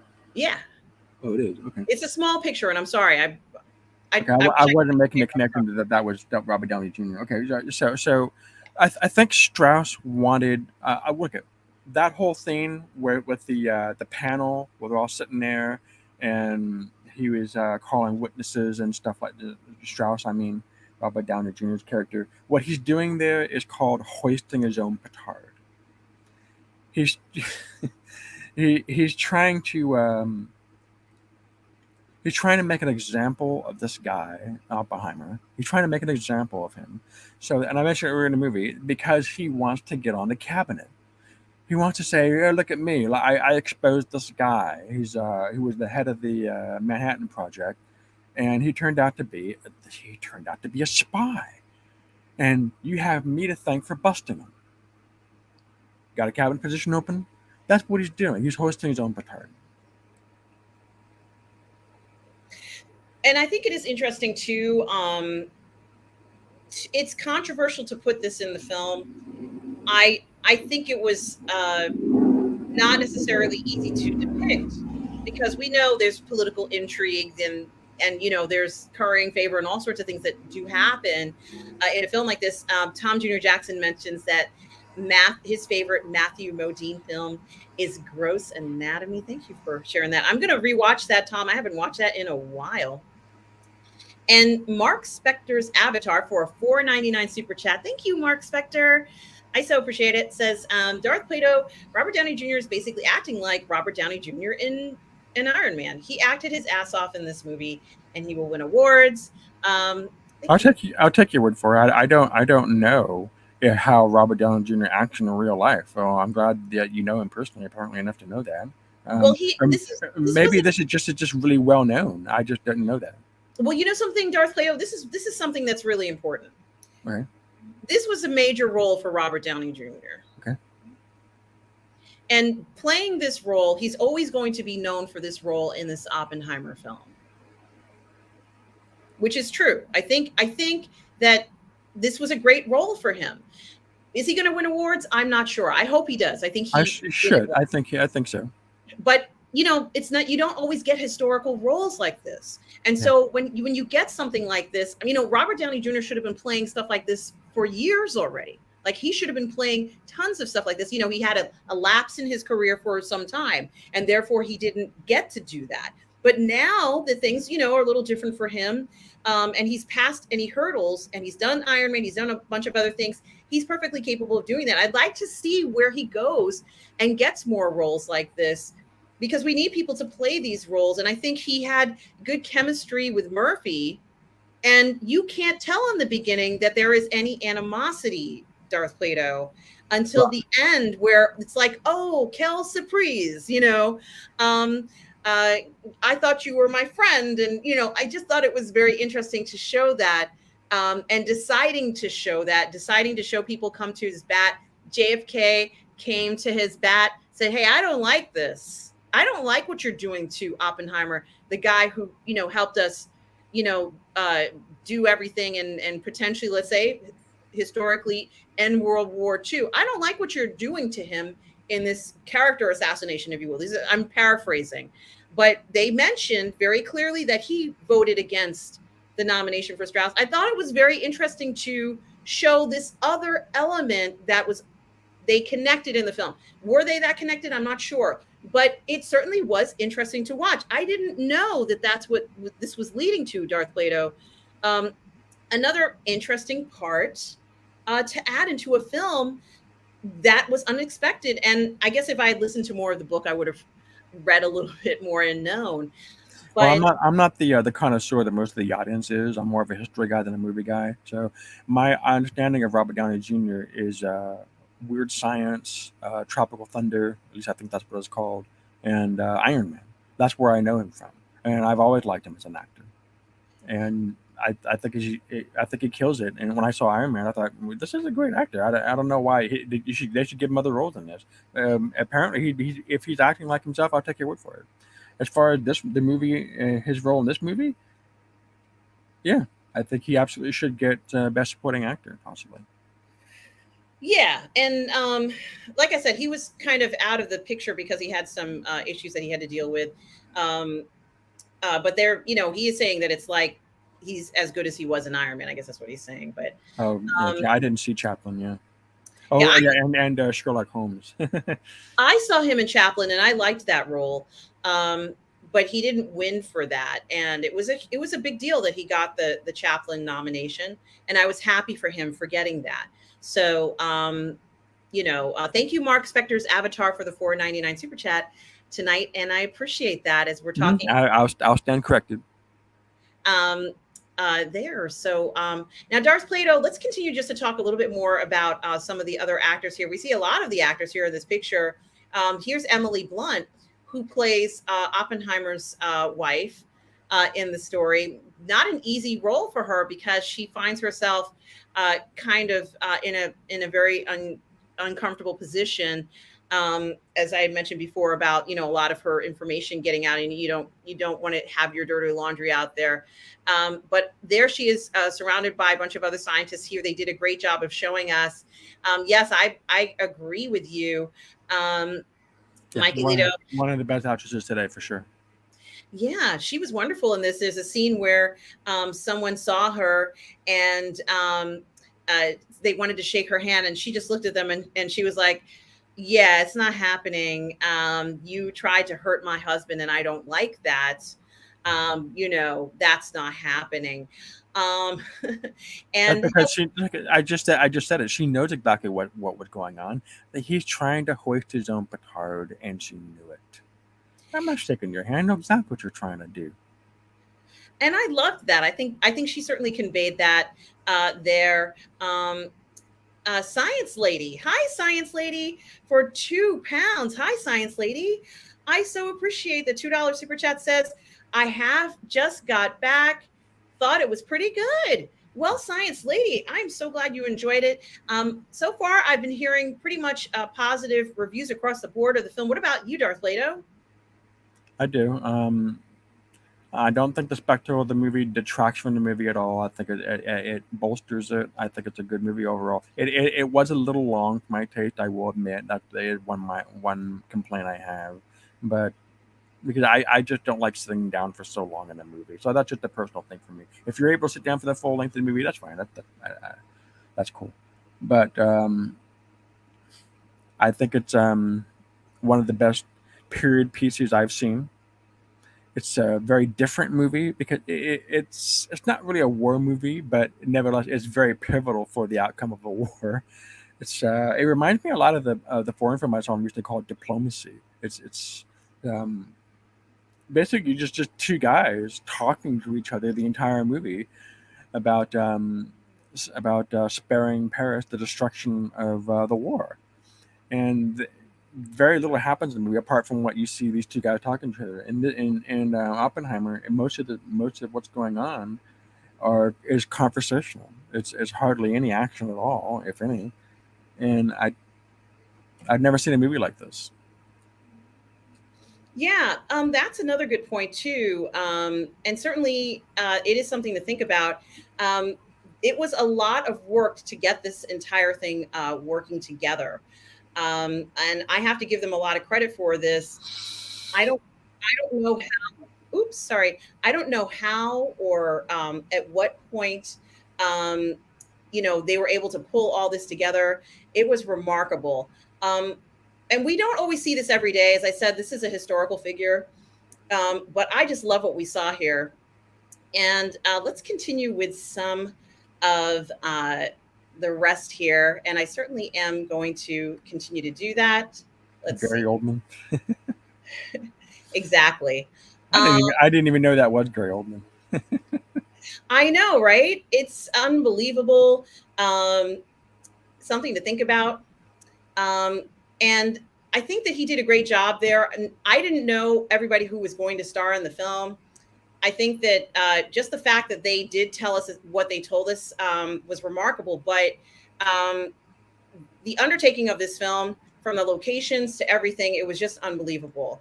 Let me continue going on here with the stars. And there he is with Matt Damon. Let me keep going here.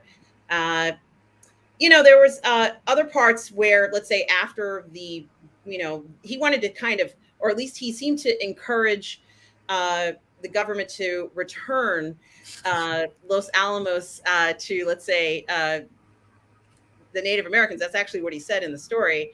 Um, Certainly, the government decided to continue research in, because we're now in the atomic age, and they focused on this knowledge. And someone earlier in the chat had mentioned this. Someone had mentioned that this discussion between the two, was it you, Darth Plato, about how Oppenheimer went up to Einstein, and Yes, I it also was. don't. I also don't know if this was an actual conversation, but I imagine it probably was. I have to look in the book and see if it was in there. Um, and how he tells Einstein that, once we start this reaction, we don't know if it's ever going to stop. That's essentially what it's, a chain reaction. And technically speaking, it should continue. Unless, of course, you run out of radioactive isotopes. But I don't want to get too theoretical about it. The point is that they weren't sure if it was going to stop. And I've heard them. I've actually seen parodies of songs played during an atomic bomb. I think it was in Megadeth, where it had said, it was a song, "I don't want to set the world on fire," and then the bomb goes off. But it was in more ways than one, and it might have been not just you. I believe there was an old '40s group called the Ink Spot that once sang a song like that. Yes. And it was Mike Alito. Yes. It was probably you. And I think Darth Vader might have mentioned, but I wasn't sure, that they went ahead with this explosion, which was Yeah, an experiment. Go ahead. I kind of makes me wonder what was really going on in that conversation. What, were they really concerned about that? I'm just kind of wondering, because if they really were worried about that, then I think that they would have not done it. So I kind of wonder what's really going on in that conversation. I have to look into that. I think that they have to present different possibilities of outcomes. And that's part of, like, well, what is your outcome? What's your expectation? But I'm not sure, because I'm not a theoretical physicist, and I haven't really ever even read a theoretical physicist peer-reviewed paper or anything like that. Like, I've never read one. So I can't tell you, because each discipline is very different. And I don't want to give you the wrong impression. Sometimes they don't publish papers for a long time. It could be years. So it is very different for that discipline than what I know. I'm looking for a picture of Kenneth Branagh, but in character, and I can't seem to find one here. But yeah, Kenneth Branagh's performance was remarkable. Please let me find one. There's a lot of photos in here, guys. Maybe I could just query one in the meantime, but which I think I will do. But the all-star cast, I can understand why someone would even want to be in this film. Let me see. And I think it was Tom Jr. Jackson who was saying that it might not have been Tom, but someone had said that they were surprised to see him in there. But I just thought he was spectacular in this role. Is this him? No, that's yeah, that is him. It says that they reunite again. Kenneth won the best screenplay for his movie. I think it was called. It wasn't Dublin. It was something like it was a movie he wrote a screenplay for. I can't remember what it was called, but I'm not going to find this. I'm looking for him as that character, but he was amazing in it. I wish I could show it to you guys. It wasn't called Dublin. It was called, what was it called? Do you remember, Darth Plato? I don't know. He won for best screenplay for a movie that he wrote the screenplay for about his childhood. And it was about, I think it was a Belfast. Thank you, Tom. Thanks, Tom. He won for best screenplay for Belfast. And that was a great screenplay. I thought a Licorice Pizza was going to win, because I think it's Paul Anderson might be the screenplay writer there. Yeah, that sounds like a Cillian Murphy film. Yeah, Belfast. Yeah, it does. And Kenneth Branagh was amazing in that, but I wish I could find the picture of him. But I can't find it. I don't know if I could find one for him there. But he was amazing in this film. And I do want to talk about this super chat from Science Lady. It's a 5 pound. Wow, Science Lady, thank you so much. Hey, Science Lady, we hope you're well. Says, my brother is an astrophysicist. We had a great pretty good discussion afterwards. I am a fan of Niels Bohr's work and pretty pleased to see Kenneth Branagh playing him. Yes. About the only thing I really know about him is that he made a Niels Bohr model of the atom. And I know a few of his experiments, but I don't know anything beyond, let's say what's written in a textbook. But yes, it was great, right? Seeing Niels Bohr. I also think Kenneth Branagh is a very attractive gentleman. So there, I put it out there. It was great to see him too. And I also want to talk just a few more characters before we wrap up. I know we're going on 2 hours, and Darth Plato, I didn't tell you I was going to keep you here for 2 hours, and I apologize for that. That's However, right. there's a lot to discuss, and to be honest with you, I also would like, if you have some other things that you want to discuss about the film, you should go ahead and discuss them. I just want to see if I can find that. He plays a president, right? I really want to show him as that character, but it's okay. I mean, I'm sure we'll see it later on in another frame here somewhere. Maybe not in these stills, but I really would have liked to have shown that here. So, but yes, he does such a great role, and I'm not surprised that he was great in it because he's a fantastic actor. So, him as an addition to the film was wonderful. And I did mention that Malik, and you did mention that he was in the film too, right? Darth Plato. You said that Yeah, you, there you're testifying. yeah, he was fantastic in this as well. Um, I thought he certainly was wonderful. He won the Academy Award for playing, in Queen. I It may not be called Queen, but he won the Academy Award for that, and I felt like I haven't he seen was that. good. What did you think of that one? I don't know. I saw him in Papillon. I thought he did a pretty good job on that. Hmm. I think he did a good job with the lead singer of Queen, whose name is escaping me. But the point is that they brought a lot of Oscar winners into this movie. Who else did we want to talk about before we end this, guys? And thank you for those of you who have sticking around. Florence Pugh was also in the film. We talked about her. You said you hardly recognize her in it.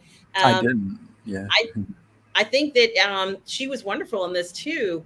And yeah, Science Lady, I'd like to hear that conversation you have with your brother who's an astrophysicist. Certainly would be interesting to have discussions like this afterwards. Yeah. So You mean that was, the doctor's in? yes.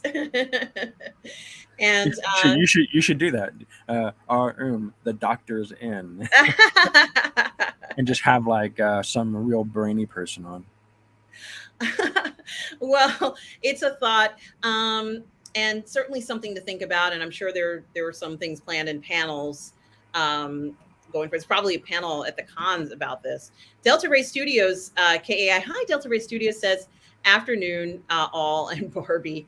That is another movie that a lot of people are talking about. Thank you, Tom. Freddie Mercury was the name, and Mike Alito said he didn't know either. But boy, he seemed like a government official and the type of person at that time. I love that era of the I believe it might have been 1960 that we saw there. And they showed, okay, so this is my last question, very, very last question. I promise, guys, this is the last question. And it has to do why some parts of the film are in black and white and other parts of the film are in color. Oh Um, yeah. I noticed that too. yeah. What are your thoughts, Darth Plato, about Uh, I was okay with it. It didn't bother me. I was wondering what the purpose was. I mean, I don't know anything about directing a movie. I assume that no one knows what he's doing and he had a reason for it. I'd be curious to know what it is. I thought that the black and white parts might be when he's having trouble, and the color ones are perhaps not so much trouble. I could be wrong on that regard. Some of the interrogation, maybe not all of it, I'm not sure. However, it is something to think about. Um, I uh, don't know about newsreels. I don't know. And people in that time, if you look at that time, people would have been in black and white. That's true, but I don't know. If we're gonna show if we're gonna show a movie from the 1500s, does that mean we're gonna pause and show paint and just show painting with voice overlay? I don't know. The people of that era, I don't know. Hmm. Yeah, it's something to think about. Here's another meeting that was had. I think this one was post after the. I'm not sure. Maybe after the war, where they were talking about what they should do next. There was a lot of meetings, and we were present for a lot of that. Um, so I do have to say that I'm very happy at the way it was presented. And Okay, so we do get a comment from Basement Brothers. Hey, Basement Brothers Collectibles, how are you? It says black and white were historical moments where color were open to interpretation. Is that true? Is that true, Basement Brothers Collectibles? I didn't know that. Something to think about. Um, Mikey Lito talks about it and says Oppenheimer contains scenes in both color and black and white. The color scenes are supposed to be from Oppenheimer's perspective, while the black and white scenes are from Lewis Strauss. Okay. Oh, That might be true. Yeah. oh, his viewpoint is always in color. Thank you, Mark Spector's Avatar, Mikey Lito, Basement Brothers Collectibles. Thank you, Mark Spector's Avatar. Thank you, all of you guys, for putting that in there.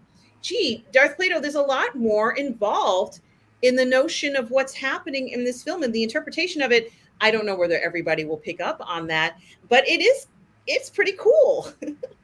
Yeah, I'll watch the movie again when I can see it in subtitles, and I'll definitely look for that. Yeah, I mean here, okay, so here's a black and white one. Now I'm gonna have to think about this. Um, There's Cillian Murphy there. yeah. Looking at that, there's Strauss. Um, there's some other parts there. And all right, guys. So final thoughts about this film, Darth Plato, that we haven't said that you want to reiterate. Anything you want to talk about or say about this phenomenal film, Darth Plato? Um, what would you what other things did you think about or Well, uh, off the top of my head, I'll say that this is a more significant historical event than people realize because of the implications it had for strategic thought and military science. But I won't get into that anymore. It had the war would have been much worse if the Manhattan Project had not taken place. If there had been no Manhattan Project, there would have been an invasion of Japan, and that probably would have gone at least until 1947, quite possibly. And you would have seen the Soviets invade Japan as well because they were going to invade Hokkaido on November 1st, 1945. So you would have had the Soviets and the Americans both pushing from two directions. So maybe it wouldn't have lasted until 1947. We don't know. We have an idea that it would have been tenacious because of what happened to Okinawa, because Okinawa was seized as a stepping stone for the invasion of Japan. That was the only reason why Okinawa took place, and that was brutal, brutal fighting on Okinawa. So we had every reason to think that the fighting would have been awful, just awful on Japan, and that would like you might have ended up with a situation of a split Japan, like we saw with Germany. We have East Germany and a West Germany. You might have seen something like this here. We have a Japan and a South Japan because the Soviets were coming down from the north and the Americans from the south. So that could have happened. The history of Japan would have been dramatically different if that had been the case. And people just don't really grasp this stuff. When I was talking about this with people, I've talked about with people locally at Berkeley, Army War College, and people just don't get how serious this really would have been if there had been an invasion. And also the other angle about the implications to, excuse me, to military science. But we can get into that another time. As far as the movie goes, it's a phenomenal movie. It wasn't what I expected. I wasn't sure what to expect from this movie. I was expecting a period piece. I wasn't expecting. I guess I should have known better because Cillian Murphy, one of my favorite actors. I highly recommend this movie to anyone that wants to. If anyone wants to learn something and just be blown away, please watch this movie. If you don't like long movies, this probably isn't a movie for you. If you're not a history guy, if you just want to have fun at a movie, yeah, I don't. This may not be your movie. I don't know. Interesting. And I did want to mention Science Lady says, I love Killian Murphy from Peaky Blinders. I love him in Peaky Blinders. You Peaky mean Blinders. you Okay. mean Tommy Shelby? That's right. Peaky Blinders. I have to say it like that because I love it. I just wanted to thank Mark Spector's Avatar, Mikey Lito. Do you know why? Do you know why they were called Peaky Blinders? I think so. I Yeah, don't remember right they now, had but I think they I've had cap, heard.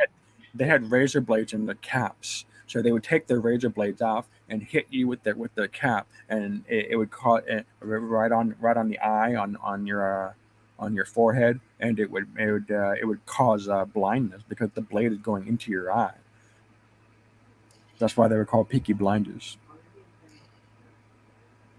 Exactly. And I also want to thank Mikey Lito, Mark Spector's Avatar, Basement Collectibles, and yes, for letting us know about the black and white color aspect, which was great. Um, and who else is here? Uh, oh, yes. Mikey Lito gives it a 9.0 out of, I'm assuming, out of 10. That's a high score. Darth Plato, did you want to give it a score out of 10? On a score of 10, I'll give it 9.95. A 9 sounds about right. I'm not going to gainsay Michaelito. Mikey Lito has a review on his channel, Mikey Lito Live. So, guys, go ahead and look at Mikey Lito Live, his channel here on YouTube, if you'd like to see his review, guys. Science Lady says there was a lot of young people in the cinema when she went to go see it. Thank you for letting us know that. Um, Basement Brothers Collectibles says, thank you all. I enjoyed listening, and tell RMB hello. We will. We will say hello to him. Mark Spector's Avatar is asking me, why'd you stop gaming? I didn't. I haven't continued. I'm kind of hanging out at the beach a little bit more, Mark. Her license was suspended. That too. Certainly, Tom Jr. Jackson mentions it. And I do just want to thank everybody who gave in super chats today. I want to thank Rebel Sky. Rebel Sky will reach out to you. Thanks for the $5 super chat. And you gave another one later on. Also want to thank Mark Spector's Avatar for the generosity. Thanks, Mark. Tom Jr. Jackson, collaborator, moderator, and friend. Thank you for everything. Rebel Sky also for your preview clip. I can't wait to see that. Rebel Sky will be in contact with you. And Mark came through with another super chat. Again, Science Lady, who says she just got back. It was pretty good. And talked about her discussion with her brother, who's an astrophysicist. Science Lady, I'm sure that was a scintillating conversation that I wish I could have been a fly on the wall for. Um, and thanks everybody who's was here tonight. I also want to mention that it seems like it's getting high reviews. This is the last thing I'm going to look at is Rotten Tomatoes. It's not really enough time to do too many. IMDb has 43,000 ratings. That's a good amount of ratings. But of course, we're going to find out more. So let me go ahead and look and see if I can find the Rotten Tomatoes. Yeah, it's nice. It's nice to have an astrophysicist in your back pocket. I used to know a guy. I haven't talked to him for 15 years, but I used to know a guy that was an astrophysicist. He did a PhD at the University of Toronto. His dissertation advisor was Carl Sagan. So he had some interesting stories to say. That is amazing, Darth Plato. Thank you for letting us know. And I'm gonna just pull up this this little bit here. I'm gonna share that. And of course, there's Murphy there, and it says it's 93% and 94%, which is very, very good. And I should mention to you, it's not very many yet. 275 for the critics and 94% for the audience score. We still don't know. It's still a little early. I think maybe if we wait 1 or 2 weeks, we could get a better idea. But certainly, I think we should get a good. I think Monday would be a good time. Yeah, you are probably right, Darth Plato. I think Monday would be a good time to see. Well, you're going to be on Monday anyway with Lorena or Kat or one or the other. Yeah, I will be. I will be on on Monday for ladies of the PGS. Is this the review? Yeah, this is the review of it. And they're talking about is this possibly the best movie of the year? I would say, yeah, it Yeah, probably is. I would say so. And there's of course Nolan. He was on The View this morning. My mother watches The View every day, and they talk about the screenplay.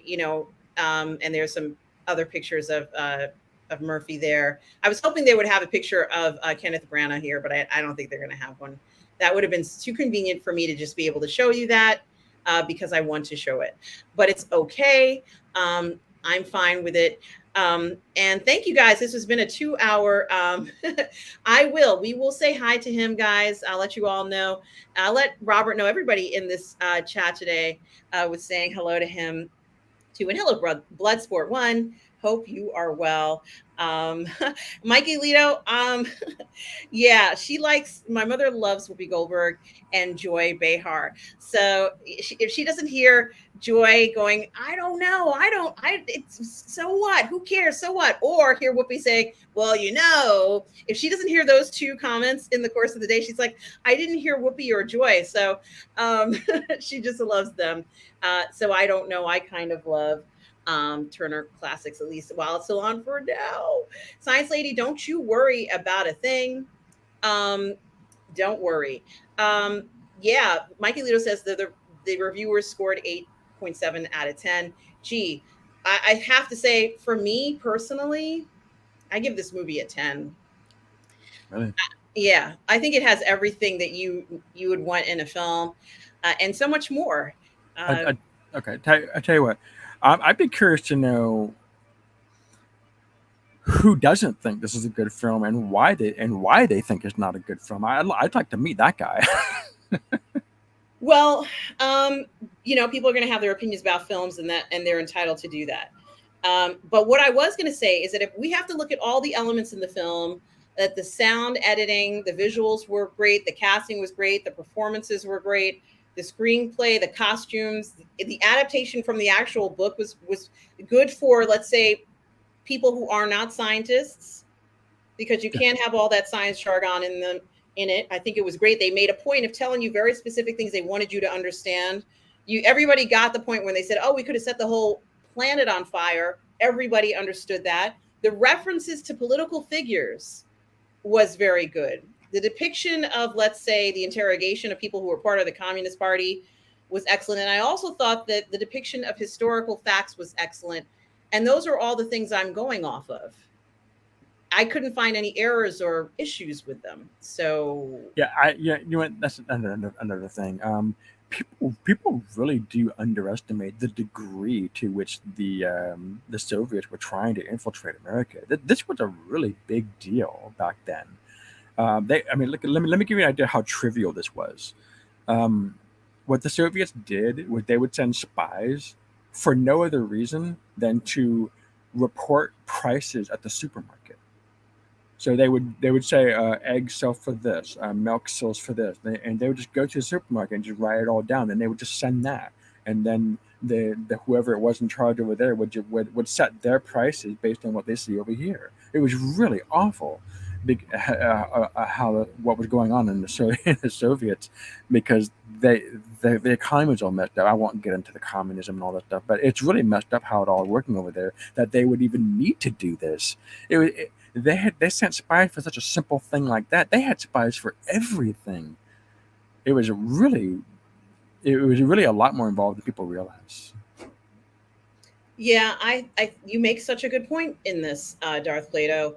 It was more, I think for what we were talking about in the context of this film, it was a great introduction to what we were seeing. And as you and I were talking about earlier in the broadcast today, how I felt that seeing, even sort of maybe not the spies part, but even the party part here in the US, I didn't know it was as popular as it was depicted. And certainly it seemed like a very carefree time, Darth Plato, for them here in the United States to even think about becoming a member of that party. And I'm not judging them. This is their decision. But they should be free to do that. I don't think they should be harassed, but Mhm. And I'm not gonna affirm it. right, exactly. But I wasn't expecting to see that level of detail in this film. I'm walking away completely enriched with feeling as if I was somebody in the room, Darth Plato. I feel like I was in the room. We were all in the room. We got a chance to see what was going on, even behind the scenes when there's a scene where one of the guys who works with Strauss kind of has a one-on-one with him. And I liked that scene because we knew certainly there was, there was tension. There was tension in this film, and some of the tension was uncomfortable. Um, and certainly there was nothing trivial, I thought, in this film as well. Uh, Uh, so yeah, unless you want to count the nudity thing, that could be trivial. But I liked your explanation for it earlier. I will go with that. and I think that certainly you notice that they focused a lot on his wife during that scene. Um, she was not happy that he did that. And it's okay for her to feel possessive of her husband and to have those feelings.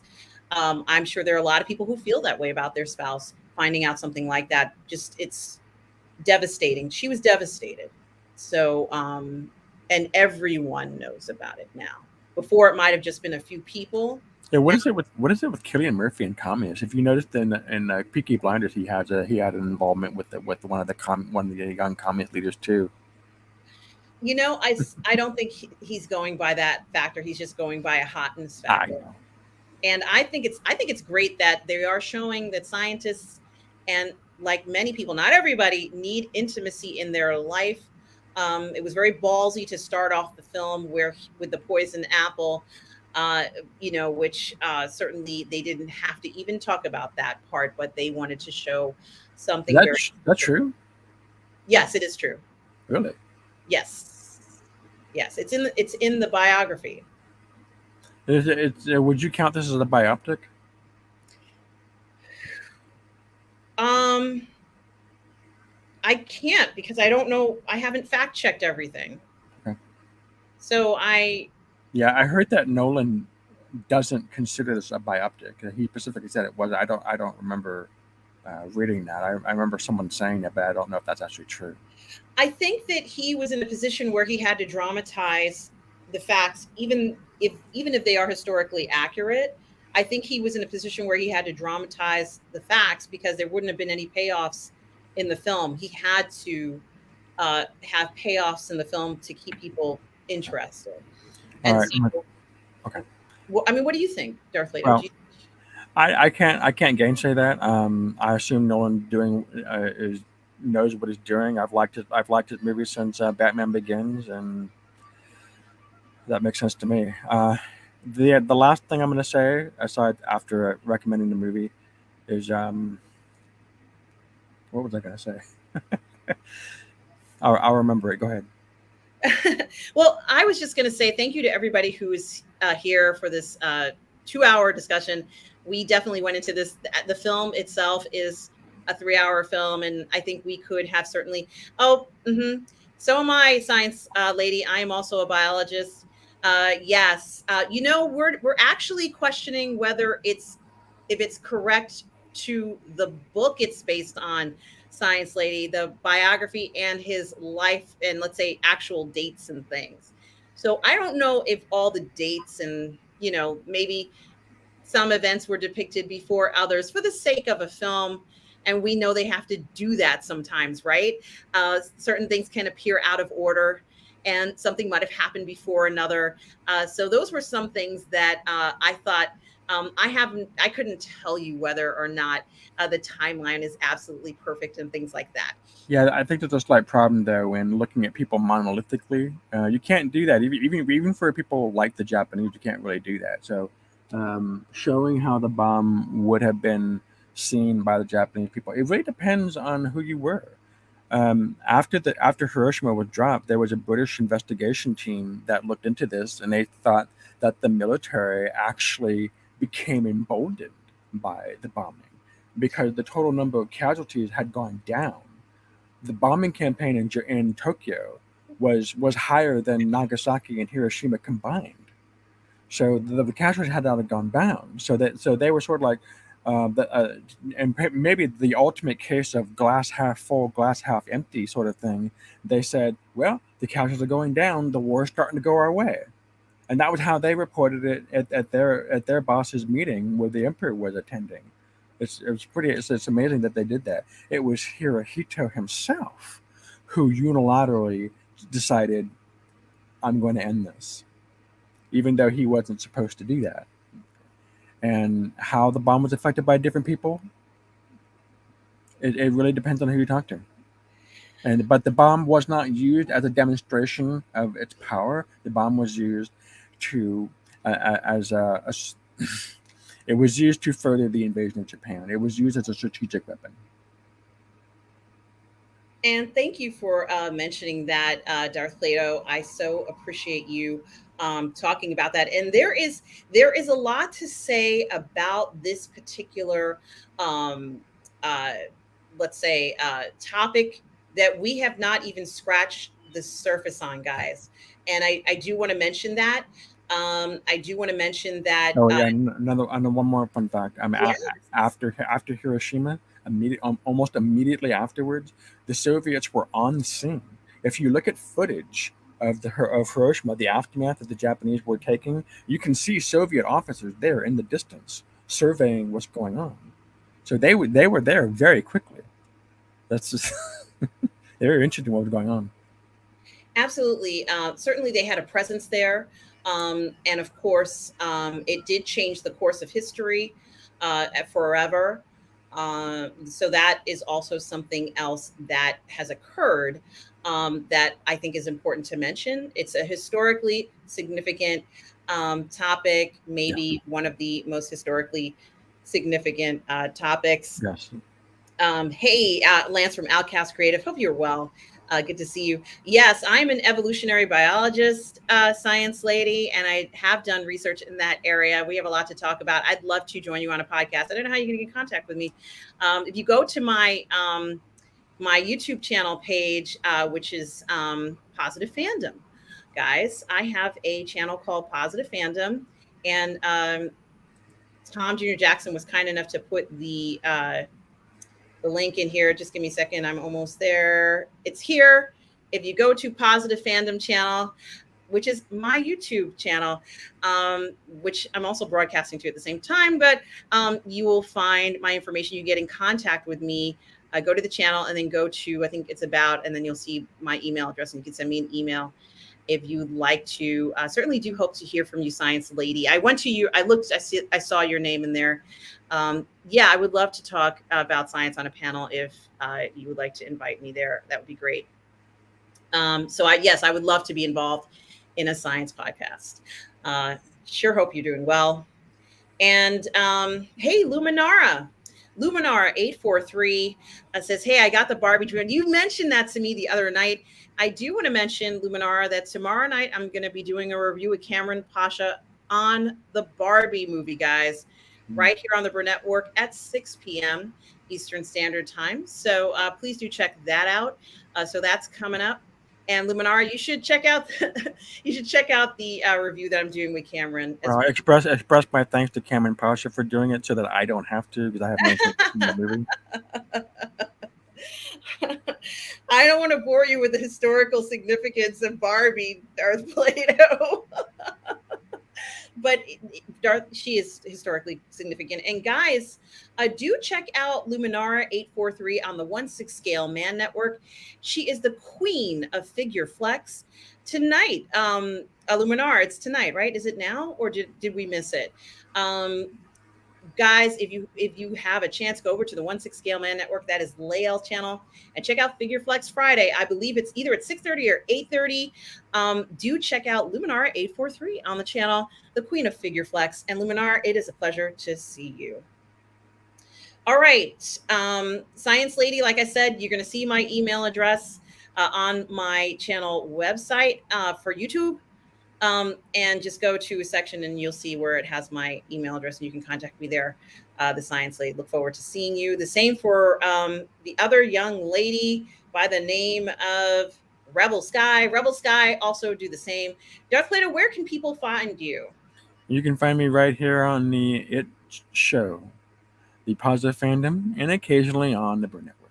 Yes, and guys, Darth Plato, as you know, this is being broadcast to both tonight. So yes, you can find us both on those. And Darth Plato, it's always a pleasure to have you here. It was 6:30. Okay, so guys, go to the 1/6 Scale Man Network, and you will find. Figure Flex Friday. It was at 6:30. We were on at the same time, Luminara. But I did just want to mention it. Check out Luminara 843, the Queen of Figure Flex, on the 1/6 Scale Man Network, guys. And guys, you can always find me here on the Burnettwork or on my channel, Positive Fandom. I want to thank Tom Jr. Jackson, my moderator, collaborator, and good friend. We are all goof people, Tom. Always a pleasure to have you here. Thank you for everybody for the super chats. Thank you, everybody who showed up, giving us your opinions about the film, which is an extraordinary film that I think is going to be film of the year. And certainly, thank you for everything. Oh yes, you take care, everybody. And I was going to say, this is an incredible film. So if you haven't seen it, go ahead and see it. But this film will be shown in classrooms, Darth Plato, for years to come because it is so extraordinary. Congratulations to the production team of Nolan and everybody who had a chance to work on this film. It really must be such a pleasure to have been part of this. So guys, just thank you for everything.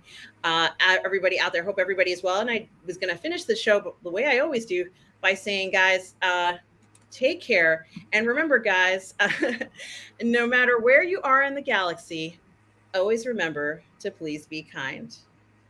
Bye.